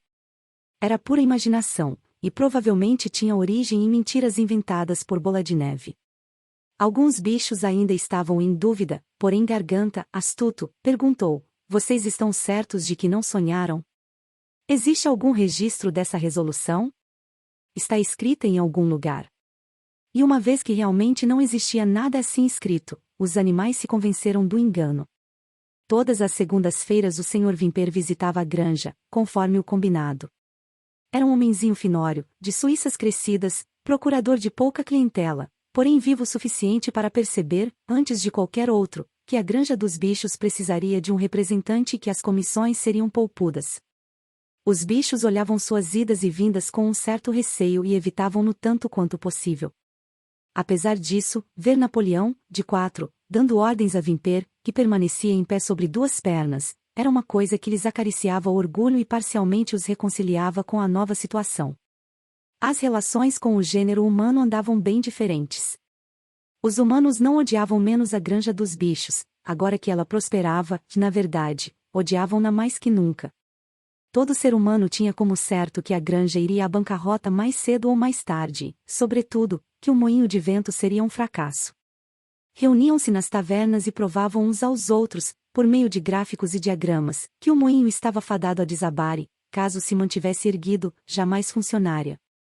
Não obstante, mesmo contra a vontade, haviam criado certo respeito pela eficiência com que os bichos conduziam seus assuntos. Sintoma disso foi o fato de começarem a chamar o sítio de Granja dos Bichos, deixando de fingir que ela ainda se chamava Granja do Solar. Haviam também acabado com o cartaz de Jones, que perderá toda a esperança de reaver sua granja e fora viver noutro lugar. Até agora, exceto através de Vimper, não houvera contato entre a Granja dos Bichos e o mundo exterior, mas já circulavam insistentes boatos de que Napoleão estava por chegar a um decisivo acordo de negócios, ora com Pilkington, de Foxvold, ora com Frederick, de Pinchield, mas nunca, interessante, com ambos ao mesmo tempo. Foi mais ou menos por essa época que os porcos, de repente, se mudaram para a Casa Grande, onde fixaram residência. Mais uma vez os bichos julgaram lembrar-se de que havia uma resolução contra isso, aprovada nos primeiros dias, e de novo Garganta conseguiu convencê-los do contrário. Era absolutamente necessário, ele disse, que os porcos, sendo os cérebros da granja, tivessem um lugar calmo onde trabalhar. Além disso, viver numa casa era mais adequado à dignidade do líder, nos últimos tempos dera para referir-se a Napoleão pelo título de líder, do que viver numa simples pocilga. Mesmo assim, alguns animais se aborreceram ao ouvir dizer que os porcos não só faziam as refeições na cozinha e utilizavam a sala como local de recreação, mas ainda dormiam nas camas. Sansão resolveu o assunto com seu Napoleão tem sempre razão, Quitéria, porém, que tinha a impressão de lembrar-se de uma lei específica contra camas, foi até o fundo do celeiro e tentou decifrar os 7 mandamentos que lá estavam escritos. Sentindo-se incapaz de ler mais do que algumas letras separadamente, foi chamar Maricota. Maricota, pediu, leia para mim, por favor, o 4º mandamento. Não diz qualquer coisa de nunca dormir em camas? Com alguma dificuldade, Maricota soletrou o mandamento. Diz que a nenhum animal dormirá em cama com lençóis a ponto. Curioso, Quitéria não se recordava dessa menção a lençóis no 4º mandamento. Mas se estava escrito na parede, devia haver. E Garganta, que por acaso passava nesse momento, acompanhado de 2 cachorros, colocou todo o assunto na perspectiva adequada. Com que então vocês, camaradas, ouviram dizer que nós, os porcos, agora dormimos nas camas da casa? E por que não? Vocês não supunham, por certo, que houvesse uma lei contra camas, não é? A cama é meramente o lugar onde se dorme. Vendo bem, um monte de palha no estábulo é uma cama. A lei era contra os lençóis, que são uma invenção humana. Nós retiramos os lençóis das camas da casa e dormimos entre cobertores. Confortáveis, lá isso são. Porém não mais do que necessitamos, posso afirmar, camaradas, com todo o trabalho intelectual que atualmente recai sobre nós. Vocês não seriam capazes de negar-nos o repouso, camaradas, seriam. Não desejariam nos ver tão cansados que não pudéssemos cumprir nossa missão, não é verdade? Será que alguém quer Jones de volta? Os animais tranquilizaram-no a esse respeito, e não se falou mais no fato de os porcos dormirem nas camas da casa. E quando se anunciou, alguns dias depois, que os porcos passariam a levantar-se, de manhã, 1 hora mais tarde que os outros bichos, ninguém se queixou disso também. Ao chegar o outono, os animais estavam cansados mas felizes. Haviam tido um ano difícil, e após a venda de uma parte da safra de feno e de trigo, os estoques para o inverno não eram lá muito abundantes, mas o moinho de vento compensava tudo. Já estava quase pela metade.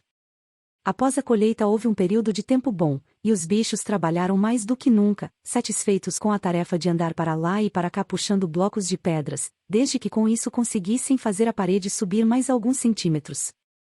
Sansão chegava a trabalhar de noite, 1 hora ou 2, por sua conta, à luz da lua. Nas horas de folga os animais passeavam em volta do moinho inacabado, admirando a solidez e a verticalidade de suas paredes, maravilhados com o fato de terem sido capazes de construir algo tão imponente. Somente o velho Benjamin se recusava a entusiasmar-se com o moinho de vento, embora, como sempre, não pronunciasse nada além do enigmático comentário de que os burros vivem muito tempo. Novembro chegou, com fortes ventos de sudoeste. Foi preciso interromper a construção, pois o tempo estava úmido demais para a mistura de cimento. Finalmente, houve uma noite em que a tormenta foi tão forte que os galpões da granja tremeram na base e várias telhas do celeiro foram arrancadas. As galinhas acordaram cacarejando aterrorizadas, pois haviam sonhado, todas ao mesmo tempo, com o barulho de um tiro ao longe. Pela manhã, ao saírem os animais de suas baías, deram com o mastro caído no chão e viram o homeiro do pomar desgalhado como um rabanete. Mal haviam notado isso, quando soltaram um grito lancinante de desespero. Visão terrível se apresentava aos seus olhos, o moinho de vento estava em ruínas.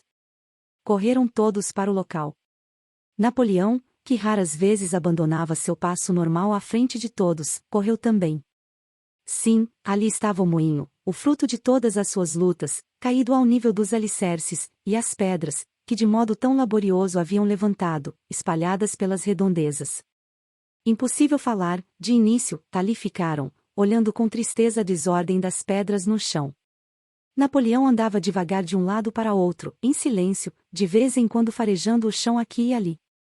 Seu rabicho se esticava e se sacudia energicamente, para lá e para cá, num sinal de febril atividade mental. De repente estacou, como se tivesse chegado a uma conclusão. Camaradas, disse com toda a calma, sabem quem é o responsável por isto? Sabem quem foi o inimigo que, na calada da noite, destruiu nosso moinho de vento? Bola de Neve, rugiu violento, com voz de trovão. Bola de Neve foi o autor disto. Com rematada maldade, pensando em destruir nossos planos e vingar-se de sua ignominiosa expulsão, esse traidor insinuou-se até aqui, sob o manto da escuridão, e destruiu nosso labor de quase um ano. Camaradas, neste local e neste momento, pronuncio a sentença de morte para Bola de Neve. Uma herói animal, segunda classe e meio balde de maçãs ao animal que lhe fizer justiça. Um balde inteiro a quem o capturar vivo. Os animais ficaram chocadíssimos ao saber que até Bola de Neve fora capaz de uma coisa daquelas. Subiu ao céu um brado de indignação, e cada um pôs-se a pensar no modo de pegar Bola de Neve, se algum dia ele ousasse voltar. Quase ao mesmo tempo, descobriram-se as pegadas de um porco a pequena distância da colina. Embora marcassem apenas alguns metros, pareciam dirigir-se a um buraco da sebe. Napoleão cheirou-as profundamente e declarou serem de Bola de Neve. Na sua opinião, ele provavelmente viera da granja Foxvold. Não percamos tempo, camaradas, bradou Napoleão, depois do exame das pegadas. Temos muito trabalho pela frente. Hoje mesmo, esta manhã, recomeçaremos a construção do moinho de vento e trabalharemos por todo o inverno, com sol ou com chuva. Mostraremos a esse traidor miserável que ele não pode desfazer nosso trabalho assim tão fácil. Lembrem-se, camaradas, não deve haver mudança em nossos planos, serão cumpridos à risca. Para a frente, camaradas. Viva o moinho de vento. Viva a granja dos bichos. Capítulo 7. Aquele inverno foi horrível. As tempestades seguiram-se o granizo e as nevadas, depois o gelo, que só derreteu em meados de fevereiro. Os bichos fizeram todo o possível na reconstrução do moinho de vento, conscientes de que o mundo tinha os olhos sobre eles e de que os invejosos seres humanos vibrariam de contentamento se o moinho não fosse concluído a tempo. Apesar de tudo, os humanos recusaram-se a crer que Bola de Neve tivesse destruído o moinho de vento, afirmavam que as paredes ruíram porque eram finas demais. Os animais sabiam não ser essa a causa. Mesmo assim, deliberaram dessa vez construir as paredes com 90 centímetros de largura, em vez de 45, como inicialmente, o que exigia muito mais pedra. Durante longo tempo, a pedreira esteve coberta de neve e foi impossível fazer qualquer coisa. Algum progresso se conseguiu depois, no tempo gelado e seco que se seguiu, mas foi um trabalho cruel, e os animais já não o realizavam com a mesma esperança de antes. Andavam sempre com frio, e em geral com fome. Só Sansão e Quitéria nunca desanimavam. Garganta fazia excelentes discursos sobre a alegria e a dignidade do trabalho, mas os animais encontravam mais inspiração na força de Sansão e no seu indefectível brado trabalharei mais ainda. Em janeiro, a comida diminuiu. A ração de milho foi drasticamente reduzida, e anunciou-se que uma ração extra de batata seria entregue em seu lugar. Descobriu-se, então, que a maior parte da colheita de batatas estava congelada, nas pilhas desprotegidas. Moles e descoradas, poucas estavam em condição de ser consumidas. Durante dias seguidos, os bichos não tiveram senão palha e nabos para comer. O espectro da fome parecia surgir à sua frente. Era imprescindível ocultar esse fato ao resto do mundo. Encorajados pelo colapso do moinho de vento, os humanos andavam renovando mentiras sobre a granja dos bichos. Mais uma vez, dizia-se que os bichos morriam de fome e doença, que brigavam continuamente entre si e que haviam descambado para o canibalismo e o infanticídio. Napoleão bem sabia dos maus resultados que poderiam advir caso a verdadeira situação alimentar da granja fosse conhecida, e resolveu utilizar o Sr. Vimper para divulgar uma impressão contrária. Até então, os animais haviam tido muito pouco ou nenhum contato com Vimper, em suas visitas semanais. Agora, entretanto, alguns bichos selecionados, principalmente ovelhas, foram instruídos para comentar, casualmente, mas de forma bem audível, o fato de terem sido aumentadas as rações. Em complemento, Napoleão deu ordens para que as tulhas do depósito, que estavam quase vazias, fossem recheadas de areia quase até a boca, depois completadas com cereais e farinha grossa. A um pretexto qualquer, Vimper foi conduzido através do depósito e pôde dar uma olhada nas tulhas. Foi ludibriado e continuou a dizer lá fora que, absolutamente, não havia falta de alimento na granja dos bichos. Ainda assim, no fim de janeiro, ficou premente a necessidade de conseguir mais cereais em algum lugar. Naqueles dias, Napoleão raramente apareceu em público, passando o tempo todo no casarão, guardado por um cão mal encarado em cada porta. Quando surgiu outra vez, foi de maneira cerimoniosa, com uma escolta de 6 cachorros que o cercavam de perto e rosnavam se alguém se achegasse demais. Muitas vezes não aparecia, nem sequer aos domingos de manhã, enviando suas ordens por intermédio de outro porco, de preferência Garganta. Certa manhã de domingo, Garganta anunciou que as galinhas, que mal haviam começado a pôr, deveriam entregar-lhe os ovos, pois Napoleão assinará, por intermédio de Vimper, um contrato de fornecimento de 400 ovos por semana. O rendimento pagaria, em cereais e farinha, o bastante para manter a granja até que chegasse o verão e as condições do tempo melhorassem. Ao ouvir isso, as galinhas responderam com um grande cacarejo. Já haviam sido alertadas sobre essa possibilidade, mas não pensavam que viesse a acontecer. Acabavam de preparar as ninhadas de ovos para a chocagem da primavera e protestaram dizendo que tomar-lhes os ovos, agora, era um crime. Pela primeira vez desde a expulsão de Jones aconteceu algo parecido com uma rebelião. Lideradas por 3 jovens frangas minorcas, as galinhas realizaram uma ação direta visando a contrariar os desejos de Napoleão. O método usado foi voar para os caibros do telhado e dali pôr os ovos, que vinham despedaçar-se no chão. Napoleão agiu rápida e implacavelmente. Cortou a ração das galinhas e decretou que o bicho que fosse apanhado dando a elas um grão sequer de alimento seria condenado à morte. Os cachorros fiscalizavam a execução da ordem. As galinhas resistiram por 5 dias, depois capitularam e voltaram para os ninhos. 9 haviam morrido. Seus corpos foram enterrados no pomar, e segundo se disse a causa da morte fora coccidiose. Vimper nada ouviu sobre esse caso, e os ovos foram entregues com pontualidade, vindo um caminhão semanalmente buscá-los. Entre mentes, não se sabia mais de Bola de Neve. Havia rumores de que estaria homiziado numa das granjas vizinhas, Foxvold ou Pinschield. Nessa época, Napoleão andava em termos ligeiramente melhores com os outros proprietários. É que havia no pátio várias pilhas de madeira, feitas 10 anos antes, por ocasião da derrubada de um bosque de faias. Como a madeira já estava bem seca, Vimper aconselhara Napoleão a vendê-la, e tanto Pilkington como Frederick desejavam comprá-la. Napoleão hesitava entre os dois, sem se decidir.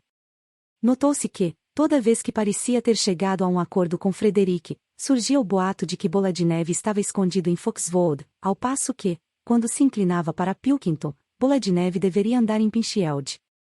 Subitamente, no início da primavera, descobriu-se um fato alarmante. Bola de Neve estava frequentando a granja à noite, em segredo. Os bichos ficaram tão preocupados que mal conseguiam dormir nos estábulos. Todas as noites, dizia-se, ele se esgueirava nas sombras e perpetrava um sem número de maldades. Roubava milho, entornava baldes de leite, quebrava ovos, esmagava os viveiros de sementes e roía o córtex das árvores frutíferas. Sempre que algo errado aparecia, o culpado era Bola de Neve. Uma janela quebrada, um dreno entupido, e alguém com certeza diria que Bola de Neve viera à noite e fizera aquilo. Quando se perdeu a chave do depósito, toda a granja se convenceu de que Bola de Neve a jogará no fundo do poço. Interessante foi continuarem a acreditar, mesmo depois que a chave perdida foi encontrada sob um saco de farinha. As vacas declaravam unânimes que Bola de Neve entrará em suas baías e as havia ordenhado durante o sono. Os ratos, por incomodarem muito durante o inverno, foram taxados de aliados de Bola de Neve. Napoleão decretou uma ampla investigação sobre as atividades de Bola de Neve. Com seus cachorros em atitude de alerta, saiu e fez uma cuidadosa inspeção nos galpões da fazenda, com os outros animais a segui-lo a uma distância respeitosa. A pequenos intervalos, Napoleão parava e farejava o chão em busca de Bola de Neve, cuja presença, segundo disse, podia perceber pelo faro. Cheirou cada canto, no celeiro, no estábulo, nos galinheiros, na horta, encontrando vestígios de Bola de Neve em quase toda parte. Invariavelmente encostava o focinho no chão, puxava algumas cheiradas profundas e exclamava numa voz terrível: Bola de Neve andou por aqui. Sinto perfeitamente o cheiro. E, a palavra Bola de Neve, a cachorrada soltava rosnados sanguinários, pondo os dentes à mostra. Os animais andavam aterrorizados. Parecia-lhes que Bola de Neve era uma espécie de entidade invisível, impregnando o ar à sua volta e ameaçando-os com toda espécie de perigos. Certa tarde, Garganta os reuniu e, com expressão alarmada, disse ter várias notícias para dar. Camaradas, gritou, cheio de tiques nervosos, descobrimos uma coisa pavorosa. Bola de Neve vendeu-se a Frederic, da granja Pinchielde, que neste mesmo instante está planejando atacar-nos e tomar nossa granja. Bola de Neve será o guia, quando o ataque começar. Mas ainda há coisa pior. Pensávamos que a rebelião de Bola de Neve fosse causada por sua vaidade e ambição. Pois estávamos enganados, camaradas. Sabeis qual foi a verdadeira razão? Bola de Neve era aliado de Jones desde o início. Foi, o tempo todo, agente de Jones. Tudo isso está comprovado em documentos que deixou e só agora descobrimos. Para mim isso explica muita coisa, camaradas. Pois não vimos, com nossos próprios olhos, a maneira como ele tentou, felizmente sem conseguir, fazer que fossemos derrotados e destruídos na batalha do estábulo? Os bichos ouviam, estupefatos. Isto era um crime muitíssimo maior do que ter destruído o moinho de vento. Mas alguns minutos se passaram até eles compreenderem a completa significação de tudo aquilo. Todos se lembravam, ou julgavam lembrar-se, de ter visto Bola de Neve liderando o ataque na batalha do estábulo, de como ele os encorajava e incitava a cada instante, não titubeando um só segundo quando as balas de Jones rasgaram-lhe o dorso. De início foi um pouco difícil entender como isso se encaixava em sua aliança com Jones. Até Sansão, que raras vezes fazia perguntas, ficou confuso. Deitou-se, enfiou as patas dianteiras debaixo do corpanzil, fechou os olhos e, com grande esforço, tentou reunir os pensamentos. Não acredito, disse. Bola de Neve lutou bravamente na batalha do estábulo. Isso eu vi com meus próprios olhos. Pois até não lhe demos uma herói animal, primeira classe logo depois. Esse foi o nosso erro, camarada, já que agora sabemos, está tudo lá, nos papéis que encontramos, que, na realidade, ele tentava nos conduzir à derrota. Mas ele foi ferido, insistiu Sansão.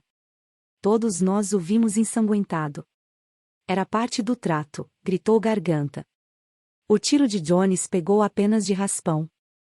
Eu poderia lhes mostrar isso, escrito com a própria letra dele, se vocês soubessem ler.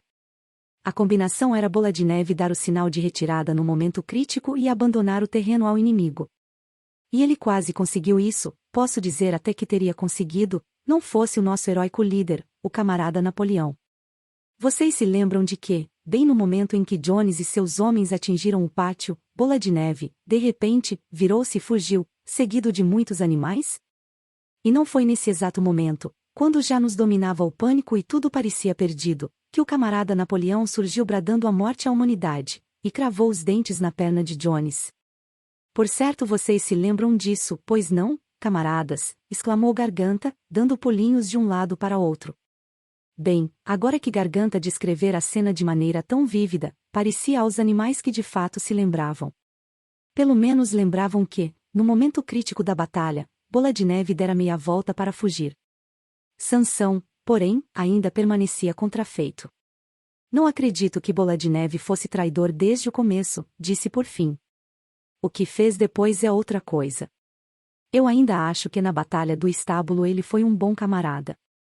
Nosso líder, o camarada Napoleão, disse Garganta, falando devagar e com firmeza, declarou categoricamente, camaradas, que Bola de Neve era agente de Jones desde o início, sim, desde o instante mesmo em que imaginamos a rebelião. Ah, aí é diferente, respondeu Sansão. Se o camarada Napoleão diz, deve ter razão. Esse é o verdadeiro espírito, camarada, exclamou Garganta.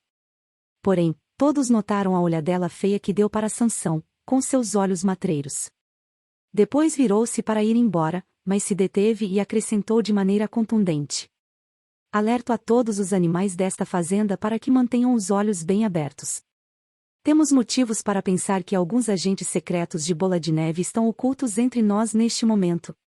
4 dias depois, à tardinha, Napoleão mandou que os bichos se reunissem no pátio. Quando todos haviam comparecido, Napoleão emergiu do casarão, ostentando ambas as suas medalhas, pois recentemente conferira a si próprio a herói animal, primeira classe e a herói animal, segunda classe, com os 9 cachorros fazendo demonstrações à sua volta e soltando rosnados que davam calafrios na espinha dos animais. Estes se encolheram silenciosos em seus lugares, parecendo pressentir que algo horrível estava para acontecer. Napoleão postou-se e dirigiu um olhar severo à assistência, depois deu um guincho estridente. Imediatamente os cachorros avançaram, pegando 4 porcos pelas orelhas e arrastando-os, a guinchar de dor e terror, até os pés de Napoleão. As orelhas dos porcos sangraram, e o gosto do sangue parecia enlouquecer os cachorros. Para surpresa de todos, 3 deles lançaram-se sobre Sansão. Ele reagiu com um pataço, que pegou um dos cachorros ainda no ar, e apertou-o no chão. O cachorro ganiu pedindo piedade, e os outros 2 fugiram com o rabo entre as pernas. Sansão olhou para Napoleão para saber se devia liquidar o cachorro ou deixá-lo ir. Napoleão pareceu mudar de expressão e, ríspido, ordenou a Sansão que o soltasse, e este ergueu a pata, deixando ir o cachorro ferido, ao uivar. O tumulto agora havia amainado. Os 4 porcos esperavam trêmulos, com a culpa desenhada em cada linha do semblante. Então Napoleão induziu-os a confessar seus crimes. Eram os mesmos que haviam protestado quando Napoleão abolira as reuniões dominicais. Sem mais demora, confessaram ter realizado contatos secretos com Bola de Neve desde o dia de sua expulsão e colaborado com ele na destruição do moinho de vento. Confessaram ainda que também haviam se comprometido a entregar a granja dos bichos a Frederic. Acrescentaram que Bola de Neve admitira, na presença deles, ter sido, durante muitos anos, agente secreto de Jones. Ao fim da confissão, os cachorros estraçalharam a garganta dos 4, e Napoleão, com uma voz ameaçadora, perguntou se algum outro animal tinha qualquer coisa a confessar. As 3 galinhas que haviam liderado a tentativa de reação sobre os ovos aproximaram-se e declararam que Bola de Neve lhes aparecerá em sonho, instigando-as a desobedecer às ordens de Napoleão. Também foram degoladas.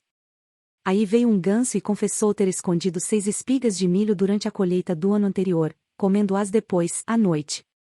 Uma ovelha confessou ter urinado no açude, por insistência, disse, de Bola de Neve, e 2 outras confessaram ter assassinado um velho bode, seguidor especialmente devotado de Napoleão, perseguindo-o em volta de uma fogueira quando ele, coitado, estava com um ataque de asma. Foram mortas ali mesmo. E assim prosseguiu a sessão de confissões e execuções, até haver um montão de cadáveres aos pés de Napoleão e um pesado cheiro de sangue no ar, coisa que não sucedia desde a expulsão de Jones.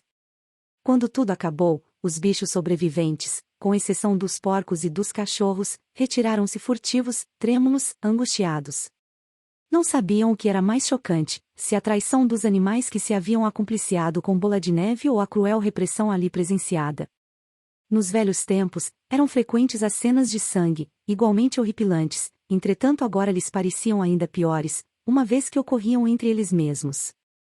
Desde que Jones deixara a fazenda até aquele dia, nenhum animal matara outro animal. Nem sequer um rato fora morto.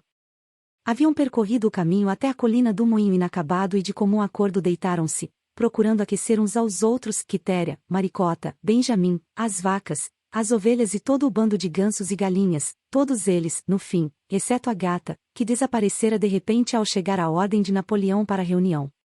Durante algum tempo ninguém falou. Só Sansão permanecia de pé. Andava, impaciente, de um lado para o outro, batendo com a longa cauda negra nos flancos e proferindo, de vez em quando, um gemido de estupefação. Finalmente disse: Não entendo. Nunca pensei que coisas assim pudessem acontecer em nossa granja. Deve ser o resultado de alguma falha nossa. A solução que vejo é trabalhar mais ainda. Daqui por diante, vou levantar 1 hora mais cedo. E saiu no seu trote pesadão, rumo à pedreira. Lá chegando, juntou 2 grandes montes de pedra e arrastou-os até o moinho de vento, antes de recolher-se para dormir. Os bichos se amontoaram em volta de Quitéria, em silêncio.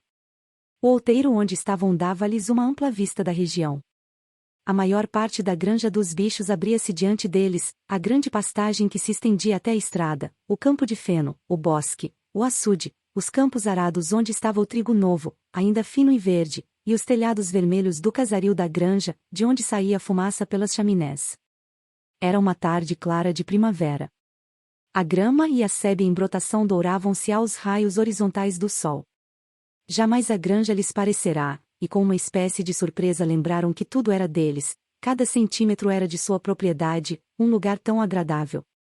Olhando pela encosta da colina, Quitéria ficou com os olhos cheios d'água. Se pudesse exprimir seus pensamentos, diria que aquilo não era bem o que pretendiam ao se lançarem, anos atrás, ao trabalho de depor o gênero humano. Aquelas cenas de terror e sangue não eram as que previra naquela noite em que o velho major, pela primeira vez, os incitara à rebelião. Se ela própria pudesse imaginar o futuro, veria uma sociedade de animais livres da fome e do chicote, todos iguais, cada qual trabalhando de acordo com sua capacidade, os mais fortes protegendo os mais fracos, como ela protegera aquela ninhada de patinhos na noite do discurso do major. Em vez disso, não podia compreender por que havia chegado uma época em que ninguém ousava dizer o que pensava, em que cachorros rosnadores e malignos perambulavam por toda parte e todos eram obrigados a ver camaradas feitos em pedaços após confessar os crimes mais chocantes. Não tinha em mente ideias de rebelião ou desobediência. Sabia que, por piores que fossem, as coisas estavam muito melhores do que nos tempos de Jones e que antes de mais nada era preciso evitar o retorno dos humanos. O que quer que acontecesse, ela permaneceria fiel, trabalharia bastante, cumpriria as ordens recebidas e aceitaria a liderança de Napoleão. Mesmo assim, não fora por aquilo que ela e todos os animais haviam esperado e trabalhado. Não fora para aquilo que haviam construído o moinho de vento e enfrentado as balas da espingarda de Jones. Tais eram seus pensamentos, embora ela não tivesse palavras para expressá-los. Por fim, sentindo que assim expressaria as palavras que não conseguia encontrar, começou a cantar Bichos da Inglaterra. Os outros animais, sentados à sua volta, foram aderindo e cantaram um hino 3 vezes, bem na melodia, mas lenta e tristemente, como nunca haviam cantado antes. Mal haviam terminado de cantar a 3ª vez, apareceu Garganta, seguido de 2 cachorros, com ar de quem tem coisa muito importante a dizer. Anunciou que, por decreto especial do camarada Napoleão, a canção Bichos da Inglaterra fora abolida. Daquele momento em diante era proibido cantá-la. Os animais foram colhidos de surpresa. Por quê? Perguntou Maricota. Não há necessidade, camaradas, respondeu Garganta, inflexível. Bichos da Inglaterra era a canção da rebelião. Mas agora completou-se a revolução. A execução dos traidores, nesta tarde, foi o ato final. Em A Bichos da Inglaterra expressávamos nosso anseio por uma sociedade melhor, no porvir. Ora, essa sociedade já está criada. Evidentemente o hino não tem mais valor nenhum.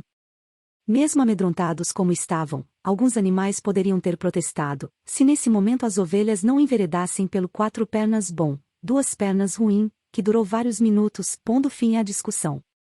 E assim, não mais se ouviu Bichos da Inglaterra.